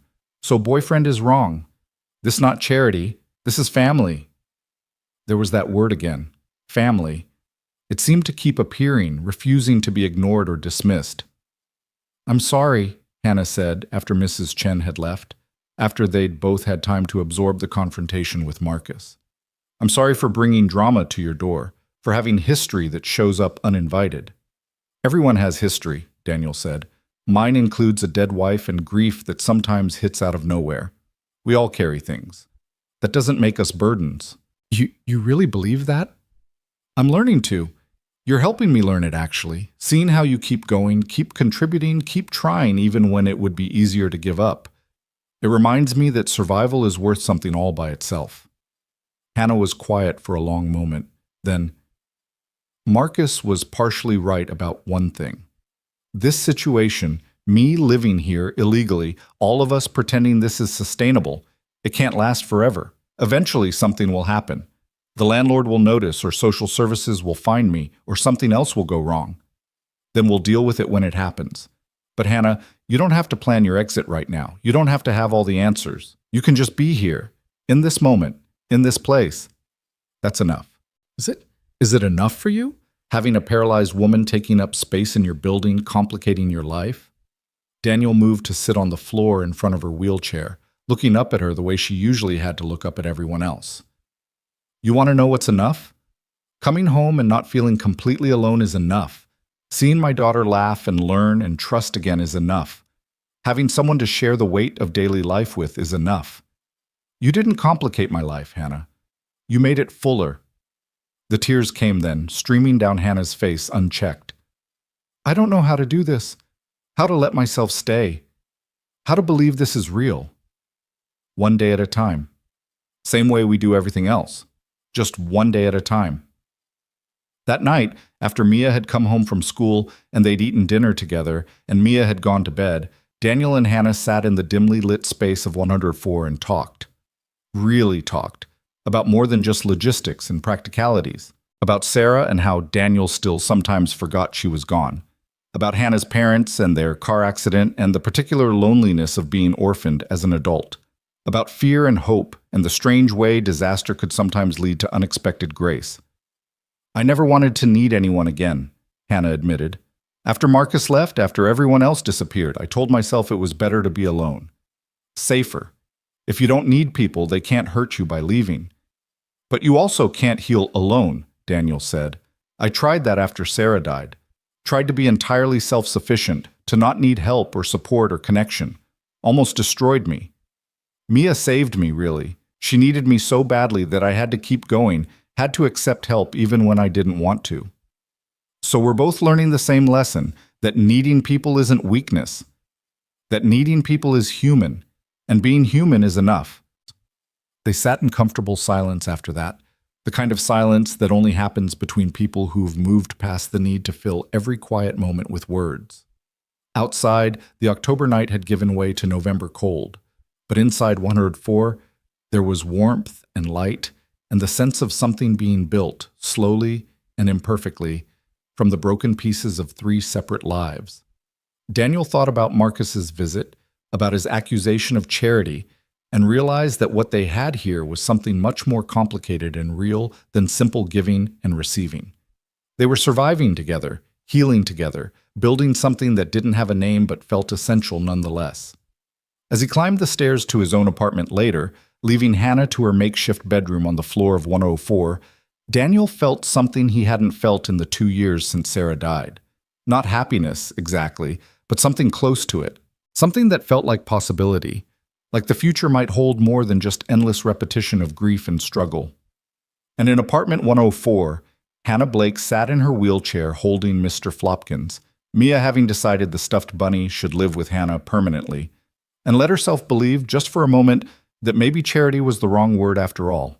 Maybe the right word was home. November brought rain that turned the world gray and cold, the kind of persistent drizzle that seeped into everything and made the walls of the Riverside Arms feel paper thin. Hannah had been living in apartment 104 for nearly 2 months now, long enough that the arrangement had stopped feeling temporary and started feeling like something neither of them wanted to name out loud. The phone call came on a Tuesday morning while Daniel was at work. Hannah answered using the cell phone Daniel had added to his plan, another expense he couldn't afford but had insisted on anyway, saying everyone needed a way to reach emergency services. The voice on the other end was professional, crisp, belonging to a woman who introduced herself as Patricia Wilkins from the State Department of Social Services. "I'm calling regarding Hannah Blake. Our records show you've been receiving disability payments at this number. We need to verify your current living situation for our quarterly review." Hannah's stomach dropped. She'd known this was coming eventually. The system had ways of checking up on people, of making sure disability recipients were still eligible, still properly impoverished, still appropriately desperate. But knowing something was coming and being prepared for it were different things entirely. "I'm currently staying with friends," Hannah said carefully. "Temporary arrangement while I look for permanent housing." And the address of this temporary arrangement. Hannah gave the address of the Riverside Arms, her mouth dry. She could hear typing on the other end of the line. "According to our records, that's a residential building. Can you provide the apartment number and the name of the leaseholder?" This was the trap. If she gave Daniel's apartment number, questions would be asked about their relationship, about whether his income should be counted against her disability eligibility. If she gave 104, they'd discover she was living in an apartment with no lease, no legal tenancy, essentially squatting. "I'd prefer to discuss this in person," Hannah said, "if that's possible." A pause. More typing. "We can arrange a home visit. Would Friday at 2 p.m. work for you?" Friday. 3 days away. 3 days to figure out how to explain her situation without losing her benefits or getting Daniel in trouble, or both. "Friday works," Hannah agreed, because what else could she say? When Daniel came home that evening, she told him about the call. He went very still, the way people do when they're processing bad news and trying not to panic. "What happens if they find out you're living here illegally?" he asked. "They could cut my benefits, report the situation to the landlord, start an investigation into whether you're somehow profiting from housing me, which could affect your own housing assistance if you receive any." "I don't receive housing assistance. We're barely staying afloat on my income alone." Daniel ran a hand through his hair, a gesture Hannah had come to recognize as his tell for stress. "But if they report to Morrison, he could evict all of us. I'm pretty sure having an unauthorized tenant violates my lease." They sat with that knowledge for a moment, the precariousness of their situation suddenly spotlit in harsh relief. Mia was upstairs doing homework, blissfully unaware that the fragile stability they'd built might collapse in 3 days. "I could leave," Hannah said quietly. Before Friday. Find somewhere else to be when they come. You could tell them I moved on. You don't know where I went. And then what? Where would you go? I don't know, but I'm not going to let you lose your home because of me. You and Mia, you've already risked too much. Daniel shook his head firmly. No, we're not doing that. We're not throwing you back out on the street just because the system is designed to punish people for trying to survive. There has to be another way. Daniel, I mean it, Hannah. We'll figure something out. We always do. But figuring something out proved harder than either of them anticipated. They spent Wednesday evening researching tenant rights, disability regulations, housing laws, trying to find some loophole or provision that would make their situation legal, or at least defensible. Every avenue led to dead ends or complications. Mrs. Chen, when consulted, had her own suggestion delivered with characteristic bluntness. You marry her. Simple. Both Daniel and Hannah stared at the elderly woman standing in the doorway of 104 with a container of leftover rice, and the solution to all their problems stated like it was as simple as crossing the street. Marry her? Daniel repeated. You deaf now? Yes, marry her. Then she is a family, not tenant. Wife can live with husband. Nobody question this. Problem solved. Mrs. Chen, we can't just... That's not... Hannah floundered for words. Marriage is complicated. It's not something you do just to solve a housing problem. Why not? People marry for worse reasons, for money, for citizenship, for family pressure. You marry because you need each other, because you help each other. This is better reason than most. Mrs. Chen set down the container of rice with a definitive thunk. You think about it. Better than losing home and benefits both. She left them sitting in stunned silence, the idea hanging in the air between them like smoke. She's not wrong, Daniel said finally. I mean, legally speaking. If we were married, you'd have every right to live here. The disability people couldn't say anything about it. Daniel, you can't seriously be considering this. Why not? Mrs. Chen's right. People get married for all kinds of reasons. This would be a practical arrangement, a way to protect both of us. Hannah wheeled herself to the window, looking out at the rain-soaked courtyard. You don't marry someone out of practicality. You marry someone because you love them, because you want to build a life with them, not because the Department of Social Services is breathing down your neck. But we are building a life together. We have been for 2 months. This isn't some stranger I just met. This is you. You're already part of our family. A family you didn't choose, a family I imposed myself on because I had nowhere else to go. Daniel stood and moved to stand beside her wheelchair, both of them looking out at the gray November afternoon. You think I didn't choose this? I chose to stop at that bus stop. I chose to bring you home. I've chosen every day since then to make this work. Those were all choices, Hannah. You didn't impose anything. But marriage, that's different. That's permanent, or it's supposed to be. What happens when you meet someone you actually want to marry? When you fall in love with someone who isn't a broken woman in a wheelchair? The bitterness in her voice made Daniel's chest ache. He crouched down beside the wheelchair so they were eye level, forcing her to look at him. First of all, stop calling yourself broken. You're not broken. You're adapted. You're surviving in a world that wasn't built for you, and you're doing it with more strength and grace than most people could manage. Second, I'm not looking to fall in love with anyone. I had my great love story with Sarah and it ended. I'm not trying to replace her or recapture that. What we have here, you, me, Mia, it's different. It's not a romance novel, but it's real and it works and it matters. So you're suggesting a marriage of convenience, like something out of a Victorian novel. I'm suggesting a marriage of survival, of partnership, of two people who need each other making that need official so the system can't tear us apart. He paused. Unless you hate the idea, unless spending the rest of your life legally tied to me sounds worse than going back to shelters and bus stops.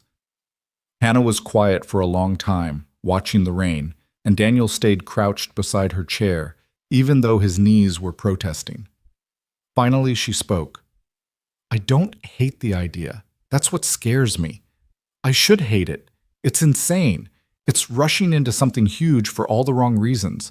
But when you say it, when you explain it, it almost makes sense. And that terrifies me because it means I've gotten comfortable here. I've let myself believe this could last, and believing things can last is how you get hurt when they don't. What if it does last? What if we make it last? How? Through sheer determination?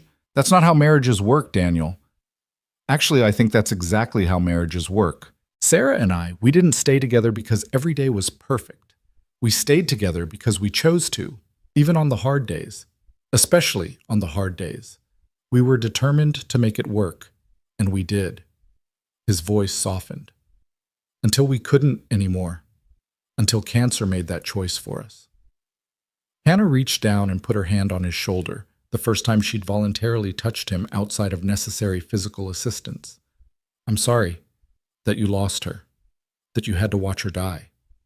I'm sorry, too, for a lot of things. But I'm not sorry you're here. And if marrying you means you get to stay, means Mia doesn't lose another person she loves, means we can stop looking over our shoulders waiting for everything to fall apart, then I'm not sorry about that either. They stayed like that for a moment. Daniel crouched beside her wheelchair, Hannah's hand on his shoulder, the rain providing a steady soundtrack to their impossible conversation. Then Mia's voice called down from upstairs, something about needing help with math homework, and the moment broke. Think about it, Daniel said, standing up and feeling his knees crack in protest. You don't have to decide right now. But the offer's there. Real, legal, whatever you need it to be, marriage. Before Friday. Hannah nodded slowly, and Daniel headed upstairs to help with homework, leaving her alone with the weight of an offer that was either the most practical or most insane thing anyone had ever proposed. Thursday morning, Hannah woke up having made a decision. She found Daniel before he left for work, catching him in the building's entrance as he was heading out. Okay, she said simply. Okay, what? Okay, let's do it. Let's get married. Before Friday. Before the home visit. Daniel blinked, visibly recalibrating. You're sure? No, but I'm sure that I don't want to leave. I'm sure that what we have here is worth protecting. I'm sure that Mia shouldn't have to lose someone else because the system is broken. So yes, let's do this. A slow smile spread across Daniel's face, and Hannah felt something flutter in her chest that might have been hope, or might have been terror, or might have been both at once. Okay then, I'll make some calls during my lunch break, see what we need to do to make this happen fast. Turns out, getting married quickly in their state was possible, but required jumping through several bureaucratic hoops. They needed a marriage license, which required appearing together at the county clerk's office with identification and $35. Then there was a 48-hour waiting period before the ceremony could take place, which meant they'd have to get the license Thursday and marry on Saturday, after the home visit. Unless the clerk Daniel spoke to on the phone said, you can prove immediate necessity, medical emergency, military deployment, that sort of thing. Then we can waive the waiting period. Daniel looked at Hannah sitting across from him at the small table in 104, at the wheelchair that was both mobility aid and constant reminder of how close she'd come to dying. My fiancée has a medical condition that makes delays risky. If we don't formalize her housing situation immediately, she could lose her disability benefits and end up back on the street, which could be life-threatening given her paralysis. It was bending the truth, but it was also fundamentally accurate. The clerk sighed, consulted with someone else, and finally agreed to waive the waiting period if they could provide documentation of Hannah's disability and the housing crisis. They spent Thursday afternoon gathering paperwork, Hannah's disability determination letter, medical records Daniel had helped her obtain from the hospital, a statement from Mrs. Chen attesting to Hannah's homelessness prior to moving into the Riverside Arms. It felt surreal, assembling evidence of trauma and disaster in order to justify a marriage neither of them had planned. Friday morning arrived with bright sunshine that felt incongruous with the nervous energy filling apartment 104. Patricia Wilkins from Social Services was due at 2 p.m. Daniel had taken a personal day from work, claiming a family emergency that was truer than his manager knew. They decided on a strategy. Be honest about Hannah living in the building, but frame it as a temporary situation that was about to become permanent through marriage. Show enough compliance to satisfy the review without revealing the full extent of their irregular arrangement. Patricia Wilkins arrived exactly on time, A woman in her 40s with sensible shoes and an expression that suggested she'd heard every sob story and excuse in the book. She looked around apartment 104 with sharp eyes that missed nothing. The makeshift sleeping area, the borrowed furniture, the general sense of impermanence. "So you're staying here temporarily," she said, consulting her tablet. "With friends. Can you explain the nature of your relationship with the leaseholder?" "He's my fiancé," Hannah said, and watched Patricia's eyebrows rise slightly. "We're getting married tomorrow, actually, at the courthouse." "I see. And when did this engagement happen?" "Recently, but we've known each other for a while." It was technically true if you counted 2 months as a while. Patricia made notes on her tablet, her expression neutral. "Mr. Reeves, is it? Is he here?" "Right here," Daniel said, emerging from the kitchenette where he'd been hovering anxiously. "Daniel Reeves. I live upstairs in 304 with my daughter." More notes. "And after the marriage, Ms. Blake will be moving into your apartment?" "That's the plan," Daniel confirmed. "We're still figuring out logistics. My place is on the 3rd floor, and there's no working elevator. But we'll make it work." Patricia's expression suggested skepticism, but she continued her questions. How long had they known each other? How did they meet? What were their future plans? Daniel and Hannah had rehearsed answers to likely questions, trying to strike a balance between truth and strategic omission. "I have to tell you," Patricia said finally, setting down her tablet, "this situation raises some concerns. Sudden engagements right before benefit reviews aren't uncommon. Sometimes they're legitimate. Sometimes they're attempts to game the system, to establish household income below the threshold while actually sharing resources inappropriately." "We're not gaming anything," Hannah said, fighting to keep her voice steady. "Yes, the timing is convenient, but the relationship is real. Daniel and his daughter, they saved my life, literally. I was homeless, hypothermic, giving up. They gave me shelter and hope and a reason to keep going. The marriage is just making official what's already true. We're a family." Patricia studied them both for a long moment. "I'll need to verify your marriage license after the ceremony, and we'll be doing a follow-up visit in 3 months to ensure the living situation is stable and appropriate. In the meantime, your benefits will continue, but be aware that Mr. Reeves' income may affect your eligibility going forward once you're legally married and cohabitating." "We understand," Daniel said. "I hope you do. Marriage is a serious commitment, not something to be entered into lightly for bureaucratic convenience." "It's not light for us," Hannah said quietly. "Believe me, nothing about any of this has been light." After Patricia left, they sat in silence for a while, processing what had just happened. They'd passed the first test, but barely. And tomorrow they'd have to follow through on the commitment they'd made, stand in a courthouse, and legally bind their lives together. "Second thoughts?" Daniel asked. "About 1,000 of them. You?" "At least that many. But I'm still in if you are." Hannah looked around apartment 104, at the space that had been her refuge and salvation, at the evidence of the life they'd been building together without really acknowledging it. "I'm in. Terrified, but in." That evening, Mia learned she was getting a stepmother. They told her together, sitting on the floor of 104 in their usual arrangement, and watched her process the information with a 7-year-old's straightforward logic. "So Miss Hannah will be my mom?" Mia asked. "Not exactly like that," Daniel said carefully. "She'll be my wife, which makes her your stepmom. But she won't be replacing your mom. Nobody could replace your mom." I know that," Mia said with the exasperation of a child who thought adults were sometimes remarkably dense. "Mommy's in heaven. Miss Hannah's here. They're different. But Miss Hannah takes care of me and makes dinner and helps with homework, so she's kind of like a mom anyway. Making it official just means she can't leave, right?" The simplicity of that statement, "she can't leave," cut through all the complexity and landed on the core truth Mia needed. Stability, permanence, the assurance that another person she loved wouldn't disappear. "Right," Hannah said, her voice thick. "Making it official means I'm staying, for good. Then I'm happy about it." Mia climbed into Hannah's lap with the unselfconscious ease of a child who didn't see wheelchairs as barriers. "Can I come to the wedding?" Daniel and Hannah exchanged glances. They'd been planning to do the courthouse ceremony alone, quick and clinical, no fuss or pretense of romance. But looking at Mia's eager face, At the hope and excitement there, they both knew that wasn't possible. "Of course you can come," Daniel said. "You're the most important person to both of us. We wouldn't do it without you."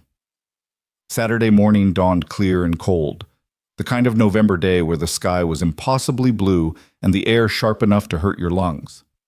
Daniel woke early, anxiety and anticipation churning in his stomach. He was getting married today. To a woman he'd known for 2 months, a woman he'd found at a bus stop, a woman he wasn't in love with in any conventional sense but who had somehow become essential to his life anyway. He put on his one good suit, the one he'd worn to Sarah's funeral, which felt grimly appropriate, and helped Mia into her favorite dress, the purple one with the dinosaur that she'd insisted was fancy enough for weddings and also practical for playing. They collected Hannah from 104, and Daniel felt his breath catch when he saw her, Mrs. Chen had produced a dress from somewhere, blue, simple, but clean and new-looking. Hannah had managed to wash her hair, had borrowed makeup from a neighbor, looked nervous and beautiful and terrified all at once. "You look nice," Daniel said inadequately. "So do you. Very official." "It is an official occasion." "That it is."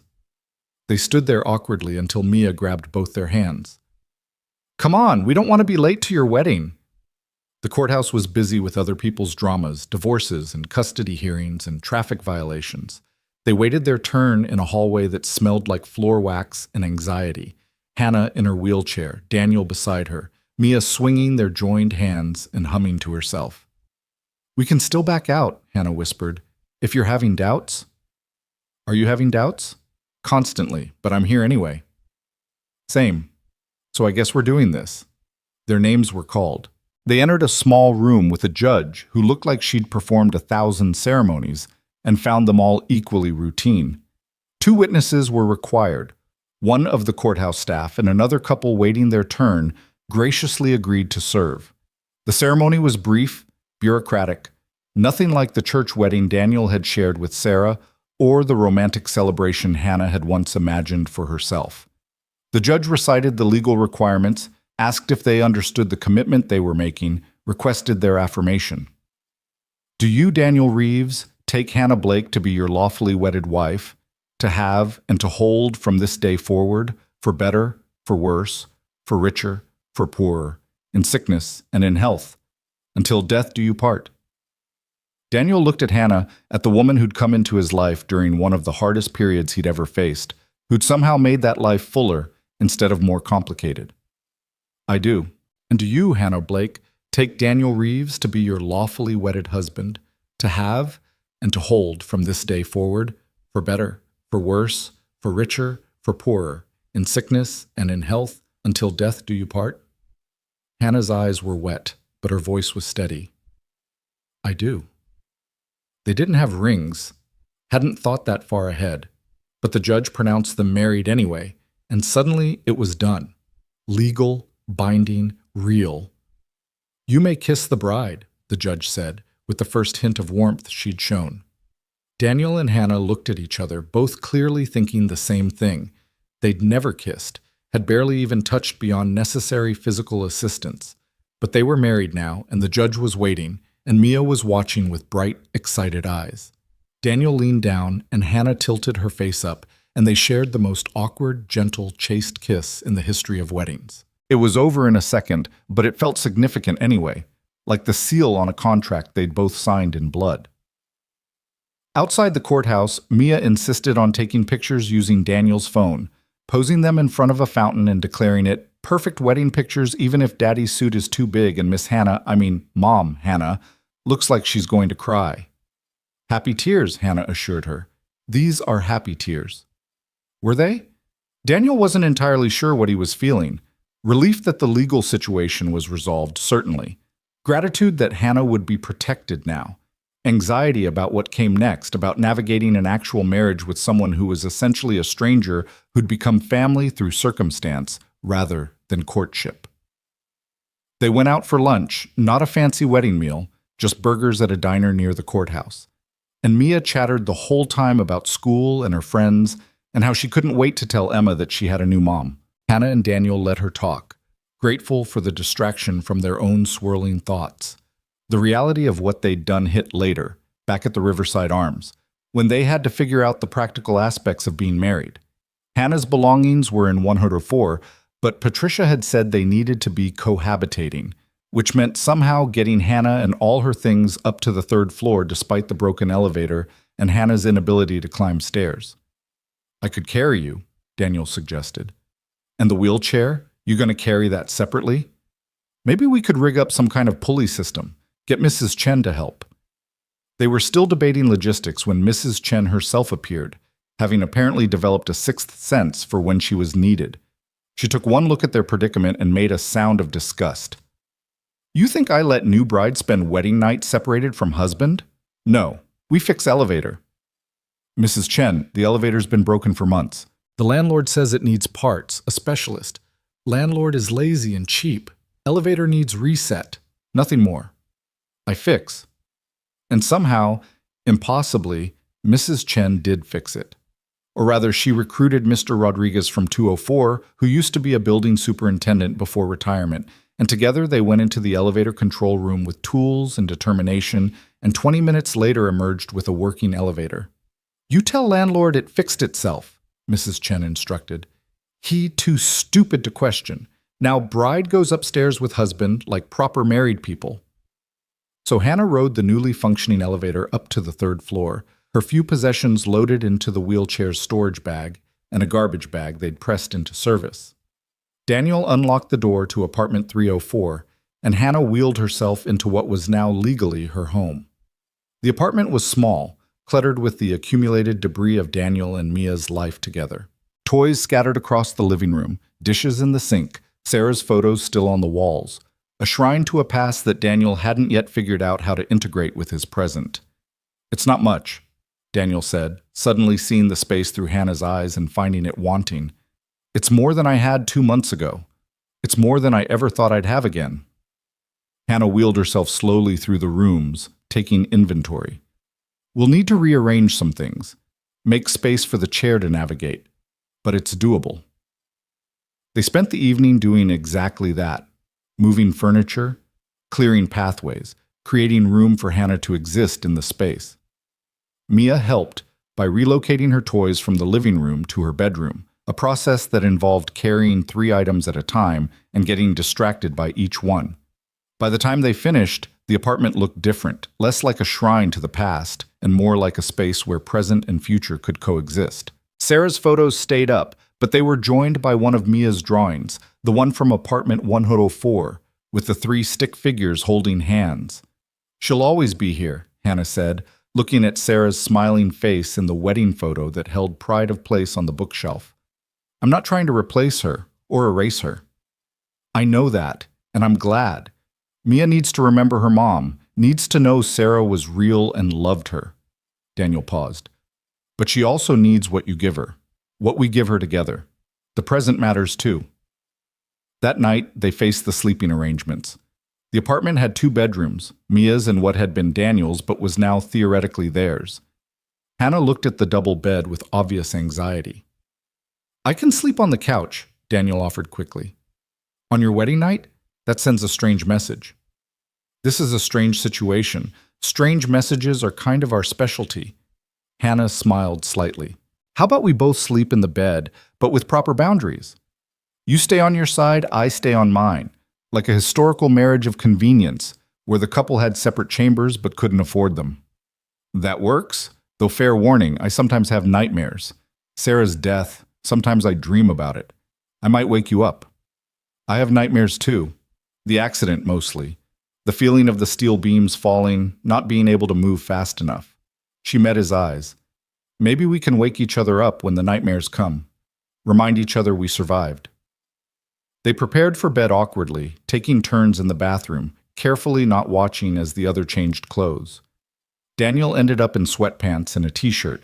Hannah in borrowed pajamas that Mrs. Chen had provided from her seemingly endless supply of useful items. The bed was big enough for both of them to maintain distance, but small enough that Daniel was acutely aware of Hannah's presence, of her breathing, of the weight of another person beside him for the first time in 2 years. It felt foreign and familiar all at once. Comfort and discomfort tangled together. Daniel? Hannah's voice came through the darkness. Yeah? Thank you. For everything. For stopping at that bus stop. For bringing me home. For marrying me today. For giving me a reason to believe life could be good again. You don't have to thank me. You've given us just as much. More, maybe. Still, thank you. They lay in silence after that, and eventually, exhaustion pulled Daniel towards sleep. His last conscious thought was that nothing about this day had gone according to any plan he'd ever made for his life, but somehow it felt right anyway. Somewhere in the building, Mrs. Chen was probably smiling in satisfaction at a problem solved with characteristic directness. In apartment 104, Mr. Flopkins sat abandoned on the floor, his protective duties transferred to a new location. And in the third-floor apartment of the Riverside Arms, a family that had been assembled from broken pieces fell asleep under the same roof, legally bound, practically partnered, emotionally complicated, but together. The marriage certificate sat on the kitchen counter, official proof that Daniel Reeves and Hannah Blake had become something new. Not a love story in any traditional sense, but a survival story. A partnership forged in necessity and solidified through mutual care. And if that wasn't quite the same as romance, it was perhaps something more durable. Something built on a foundation of reality rather than fantasy, on the knowledge that they'd both already survived the worst and were still standing, or in Hannah's case, sitting, but standing was metaphorical anyway. Sunday morning, they woke to Mia climbing between them in the bed, announcing that she was hungry and asking if married people made special breakfast or regular breakfast. Daniel and Hannah exchanged glances over their daughter's head. Their daughter now, legally, even if Hannah would always be stepmom rather than mom. And something in that shared look acknowledged that whatever they'd gotten themselves into, they were in it together now, for better or worse, in sickness and health, for richer or poorer. They'd already experienced the worst, the sickness, the poorer. Maybe the better, the health and the richer were still ahead. Or maybe they were already here, just wearing different clothes than expected. Either way, they were married now, and breakfast needed making, and life, as it tended to do, kept moving forward. The first month of marriage was a study in awkward adjustments and small discoveries. Daniel learned that Hannah was not a morning person, that she required at least 20 minutes and 2 cups of coffee before conversation became advisable. Hannah learned that Daniel sang off key in the shower and that Mia had inherited his complete inability to carry a tune.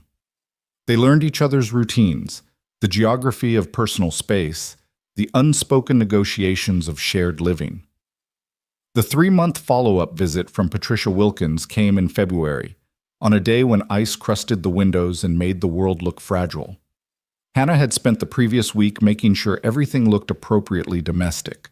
Photos of the 3 of them displayed prominently, Hannah's belongings integrated into the apartment rather than segregated, evidence of actual cohabitation rather than elaborate pretense. Patricia arrived with the same neutral expression and sharp eyes, noting the changes since her last visit. The apartment was more lived in now, the awkwardness of new arrangements smoothed by time. She asked questions. How were they managing the accessibility issues? Had Hannah been able to find any employment? What were their long-term plans? "I've been doing consulting work," Hannah said, which was technically true. She'd started helping other tenants in the building with small repairs and had been paid in cash or trade, fixing Mr. Rodriguez's wiring in exchange for him babysitting Mia, helping Mrs. Chen's grandson with his contractor licensing exam prep in exchange for groceries. It wasn't formal employment, but it was income that made her feel less dependent. "And the marriage?" Patricia asked bluntly. "How's that working out?" Daniel and Hannah looked at each other, an entire conversation happening in that glance. How did you explain that they'd started as strangers and become partners? That they still slept on opposite sides of the bed, but had somehow learned to anticipate each other's needs? That love might not be the right word, but something equally significant had taken root? "It's working," Daniel said simply. "We're making it work." Patricia made notes, asked a few more questions, and finally closed her tablet. "I'll be honest, I was skeptical during the first visit. Sudden marriages right before benefit reviews usually don't last 3 months. But this seems legitimate. You've integrated your household, you're both contributing, the child appears happy and well cared for. I'm recommending continued benefits with the standard annual review." After she left, Hannah cried. Not from sadness, but from relief so profound it felt like grief. They'd passed. They were safe. The immediate crisis was over. "We did it," Daniel said, pulling her into a hug that had become natural over the past months. "We actually pulled this off." "We got married and convinced a government agency it was real," Hannah said into his shoulder. "That's either the most elaborate con or the weirdest love story ever told."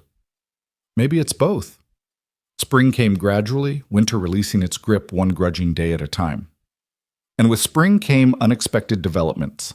The first was a phone call from a law firm in the city asking if Hannah Blake was available to speak about her construction accident case.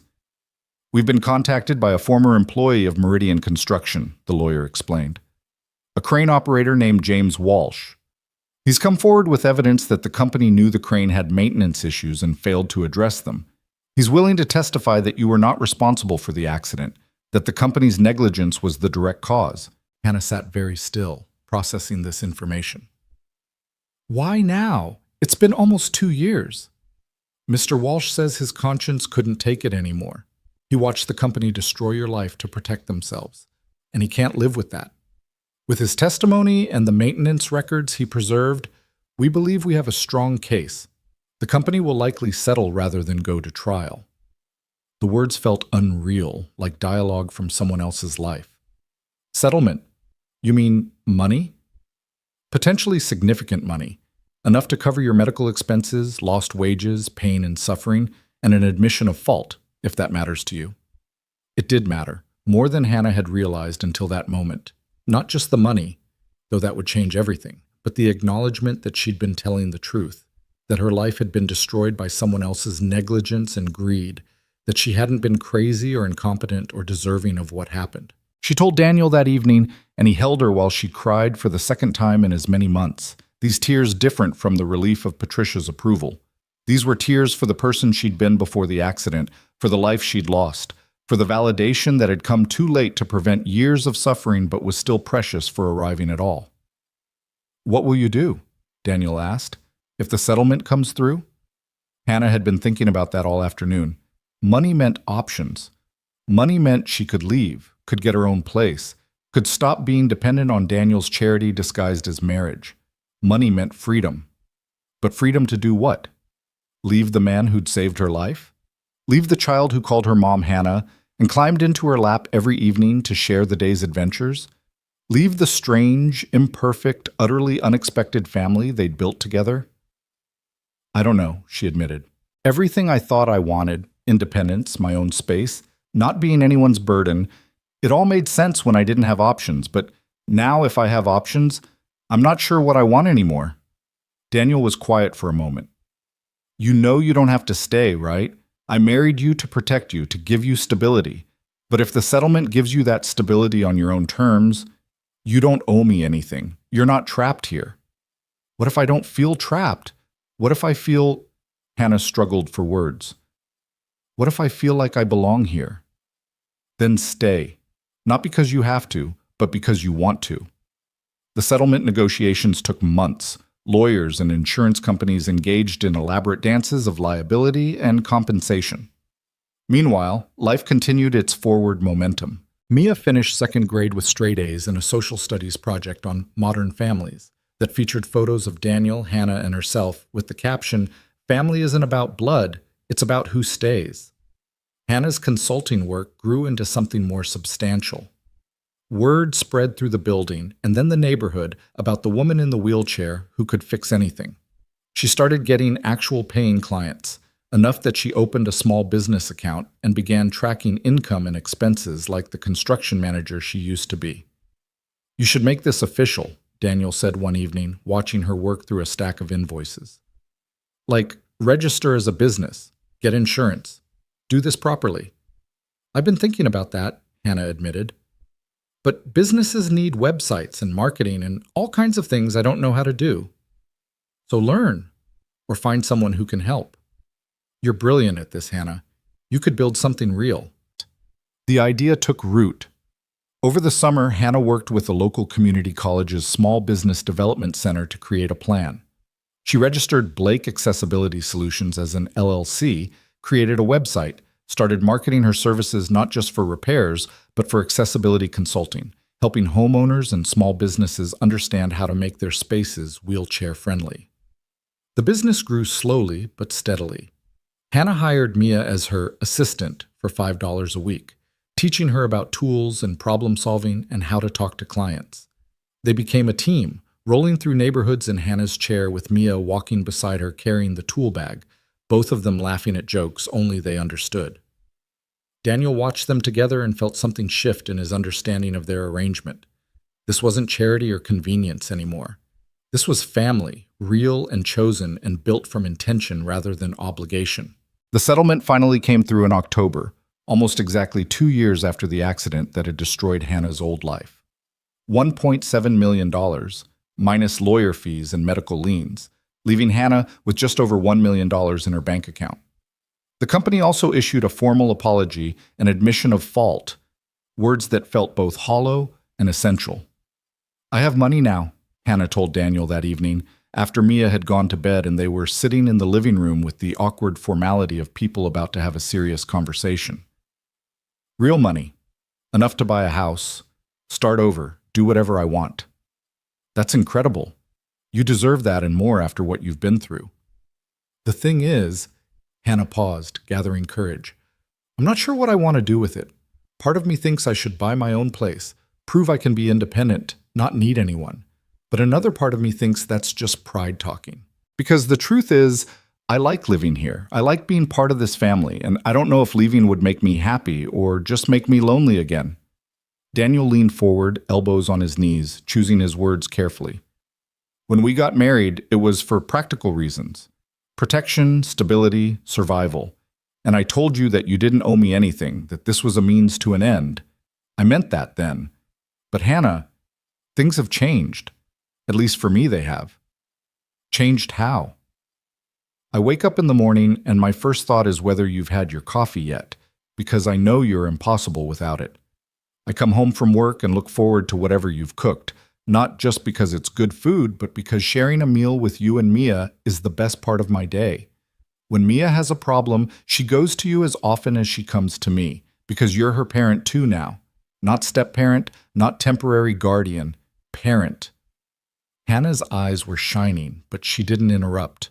"I didn't plan on this," Daniel continued. "Didn't plan on caring about you the way I do. Didn't plan on this arrangement becoming real, but it has. Somewhere between the bus stop and now, you stopped being a responsibility and became my partner, my friend, my—" he hesitated over the word. "My wife. Actually my wife, not just on paper." "Daniel, let me finish. You have money now, you have options, and I'm telling you that whatever you choose, I'll support it. If you want to buy a house and start over, I'll help you move. If you want to travel and see the world from a wheelchair, I'll make sure Mia writes you letters. But if you want to stay, if you want to take that money and invest it in our family and our life together, then I'm telling you that I want that too. Not because it's convenient or practical, but because I love you. I'm in love with you, Hannah. I don't know when it happened or how, but it did." The silence that followed felt enormous. Hannah stared at him, tears streaming down her face, her mouth opening and closing like she was trying out different responses and finding them all inadequate. "You love me," she finally said, like she was testing the words for truth. "I love you. The way you fix things that are broken. The way you've taught Mia to be brave and capable and kind. The way you've made this apartment feel like home instead of a mausoleum for my grief. The way you're always cold in the morning and steal my coffee when you think I'm not looking. All of it. I love all of it." "I steal your coffee because mine always gets cold while I'm getting dressed," Hannah said, and then laughed through her tears. "That's what I'm focusing on? Your coffee? I'm an idiot."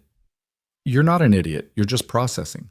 "I am processing. I'm processing the fact that the marriage of convenience I agreed to has apparently become a real marriage while I wasn't paying attention. I'm processing the fact that you just said you love me, which is terrifying and wonderful, and I don't know how to respond except—" She took a shaky breath. "Except to say that I love you too. I've been in love with you for months, probably since you stood up for me at the bank, or Maybe since you gave me your jacket at the bus stop. I've been terrified to admit it because it made this whole situation so much more complicated, but there it is. I love you, Daniel. I love our weird life and our fierce daughter and the way you sing badly in the shower and the way you look at me like I'm not broken. They sat there for a moment, the words hanging between them, transforming everything and nothing all at once. Then Daniel crossed the space between them, knelt in front of her wheelchair, and kissed her. Not the awkward, obligatory kiss from their courthouse wedding, but a real kiss, full of months of repressed feeling and sudden permission to express it. When they pulled apart, Hannah was smiling. We should probably tell Mia. Tell Mia what? That her parents actually love each other? I think she already knows. She told Mrs. Chen 3 weeks ago that she was glad we'd figured it out. That child is too perceptive for her own good. She gets it from you, the perceptive part, and the fixing things that are broken part. They told Mia the next morning anyway, because she deserved to hear it officially. Her response was characteristically straightforward. Finally, I've been waiting for you guys to stop being weird about being married. Can we have pancakes to celebrate? Over the following months, they discussed what to do with Hannah's settlement. She wanted to invest in their future, but Daniel was adamant that it was her money, her security, not something to be simply absorbed into their joint finances without thought. They compromised. Hannah bought a stake in the Riverside Arms building when old Mr. Morrison finally decided to sell, becoming part owner with 2 other tenants who'd pooled resources. She used more of the money to expand her business, hiring 2 employees and renting a small office space that doubled as an accessibility resource center. She set aside funds for Mia's college education, created a substantial emergency fund, and invested the rest conservatively. But the most significant purchase was a house. Not a mansion, not something ostentatious, but a modest 3-bedroom home on the other side of Riverside with a fully accessible first floor, a ramp instead of front steps, a bathroom that Hannah could navigate independently. She bought it in both their names, Daniel Reeves and Hannah Blake Reeves. The hyphenated surname a compromise they'd settled on after months of debate. This is your money, Daniel said when she showed him the house. You shouldn't spend it on me. I'm not spending it on you, I'm spending it on us, on our family, on a future that isn't defined by what we've lost, but by what we're building together. Hannah looked around the empty house, seeing it filled with furniture and laughter and life. Besides, technically this is your wedding present. 2 years late, but I'm told marriage is about patience. They moved in that spring, 3 years after the night Daniel found Hannah at the bus stop. Mrs. Chen cried when they told her, claiming it was allergies even though it was clearly emotion. The other tenants threw them a going-away party in the courtyard of the Riverside Arms, and Mr. Rodriguez made a speech about how they'd proven that family was something you built, not something you were born into. The new house became headquarters for Blake Accessibility Solutions. Hannah's office occupied what had been designed as a formal dining room, with custom desks at wheelchair height and shelving she could reach independently. She hired a physical therapist who was also a wheelchair user to conduct accessibility assessments with her, expanding her business into a genuine consultancy that helped dozens of families navigate the challenges she'd faced. Daniel kept his job at the auto shop, but with less financial pressure, he was able to cut back his hours slightly, spending more time with Mia and Hannah. He took up woodworking as a hobby, building custom adaptations for Hannah's wheelchair and creating furniture designed with accessibility in mind. He and Hannah would spend evenings in the garage, her consulting on design while he cut and sanded and assembled, both of them covered in sawdust and happy. Mia thrived. She joined her school's science club and discovered a passion for engineering, influenced by watching Hannah problem-solve accessibility challenges. For her 4th grade science fair project, she designed a prototype for a voice-activated wheelchair control system, crediting my mom, Hannah, as her inspiration and primary consultant. She doesn't call me stepmom anymore, Hannah noticed one evening, watching Mia practice her presentation in the living room. Does that bother you? Daniel asked. No, it makes me feel like I've earned it, like I'm not just the woman her dad married, but actually her parent. Hannah paused. I never thought I'd have this. After the accident, I assumed kids were off the table. that no one would want to build a family with someone like me. But then you stopped at that bus stop and everything changed. Everything changed for me too. I thought I was done, that I'd had my chance at happiness with Sarah and that was it, one great love per lifetime. But love isn't finite. It doesn't run out because you've used it once. It just changes shape, finds new forms. They celebrated their third wedding anniversary quietly, just the two of them after Mia had gone to bed. They'd done a family celebration earlier, cake and presents and Mia's insistence on showing them every photo from their courthouse wedding 3 years prior. But now in the quiet of their house, they could acknowledge how far they'd come. 3 years ago, I married you to keep you off the street, Daniel said, refilling their wine glasses. Best decision I ever made for the worst reasons. 3 years ago, I married you because I'd run out of options, Hannah countered. Second best decision I ever made. What was the first? Staying alive long enough for you to find me. They'd invited Marcus to their first real anniversary party. Not out of forgiveness exactly, but out of acknowledgement that his failure had led to something profound. He'd declined, sending instead a card with a substantial donation to Hannah's Accessibility Resource Center and a note that said simply, "I'm glad you found happiness. I'm sorry I wasn't brave enough to find it with you." Hannah had cried reading it, not for what might have been, but for the closure of what hadn't been. Sometimes love meant letting go. Sometimes it meant holding on. Knowing the difference was what made the difference. By their 5th anniversary, Blake Accessibility Solutions had expanded to 3 cities and employed 12 people, half of them wheelchair users themselves. Hannah had been profiled in a national magazine about entrepreneurs overcoming adversity, though she'd insisted the real story wasn't about overcoming, but about adapting, about building a life that worked rather than forcing yourself to fit into a world that wasn't designed for you. Mia was in middle school now, tall and confident, and already talking about becoming a mechanical engineer. She'd inherited Daniel's work ethic and Hannah's problem-solving skills, and had somehow developed her own brand of fierce compassion that came from growing up in a house where disability was normal and kindness was essential. "Do you ever think about what your life would have been like?" Hannah asked Daniel one evening. They were in the backyard watching Mia and her friends play basketball on the court they'd installed with accessible sidelines so Hannah could referee. "If you'd walked past that bus stop, if you hadn't stopped?" Daniel thought about it seriously because Hannah deserved serious answers to serious questions. "I think about it sometimes. I'd probably still be in that same apartment, still working at the shop, still just surviving instead of living. Mia would be fine, she's resilient, but we'd be less happy, less complete, less everything that matters." "I wouldn't be," Hannah said quietly. "I'd be dead. Or I'd wish I was, which is almost the same thing." "You didn't just change my life, Daniel. You gave me back my life. You and Mia, you're the reason I'm still here. You're the reason we're not just going through the motions anymore. You gave us purpose. You gave us joy. You gave us a future worth building." They sat in comfortable silence, watching their daughter play, listening to the sounds of their chosen family filling the space they'd created together. The basketball bounced rhythmically on the concrete. Birds called from the trees they'd planted their first year in the house. Somewhere in the distance, a neighbor's dog barked happily. This was it, Hannah thought. This was the life that almost didn't happen. This was the family built from desperation and determination and dumb luck. This was the proof that broken didn't mean finished, that endings could become beginnings, that 3 words spoken on the coldest night could lead to years of warmth. "Come with me." That's all it had taken. 3 words from a stranger who'd decided to see someone others walked past. 3 words that had led to an apartment in a building with a broken elevator. To a marriage of convenience that became a marriage of choice.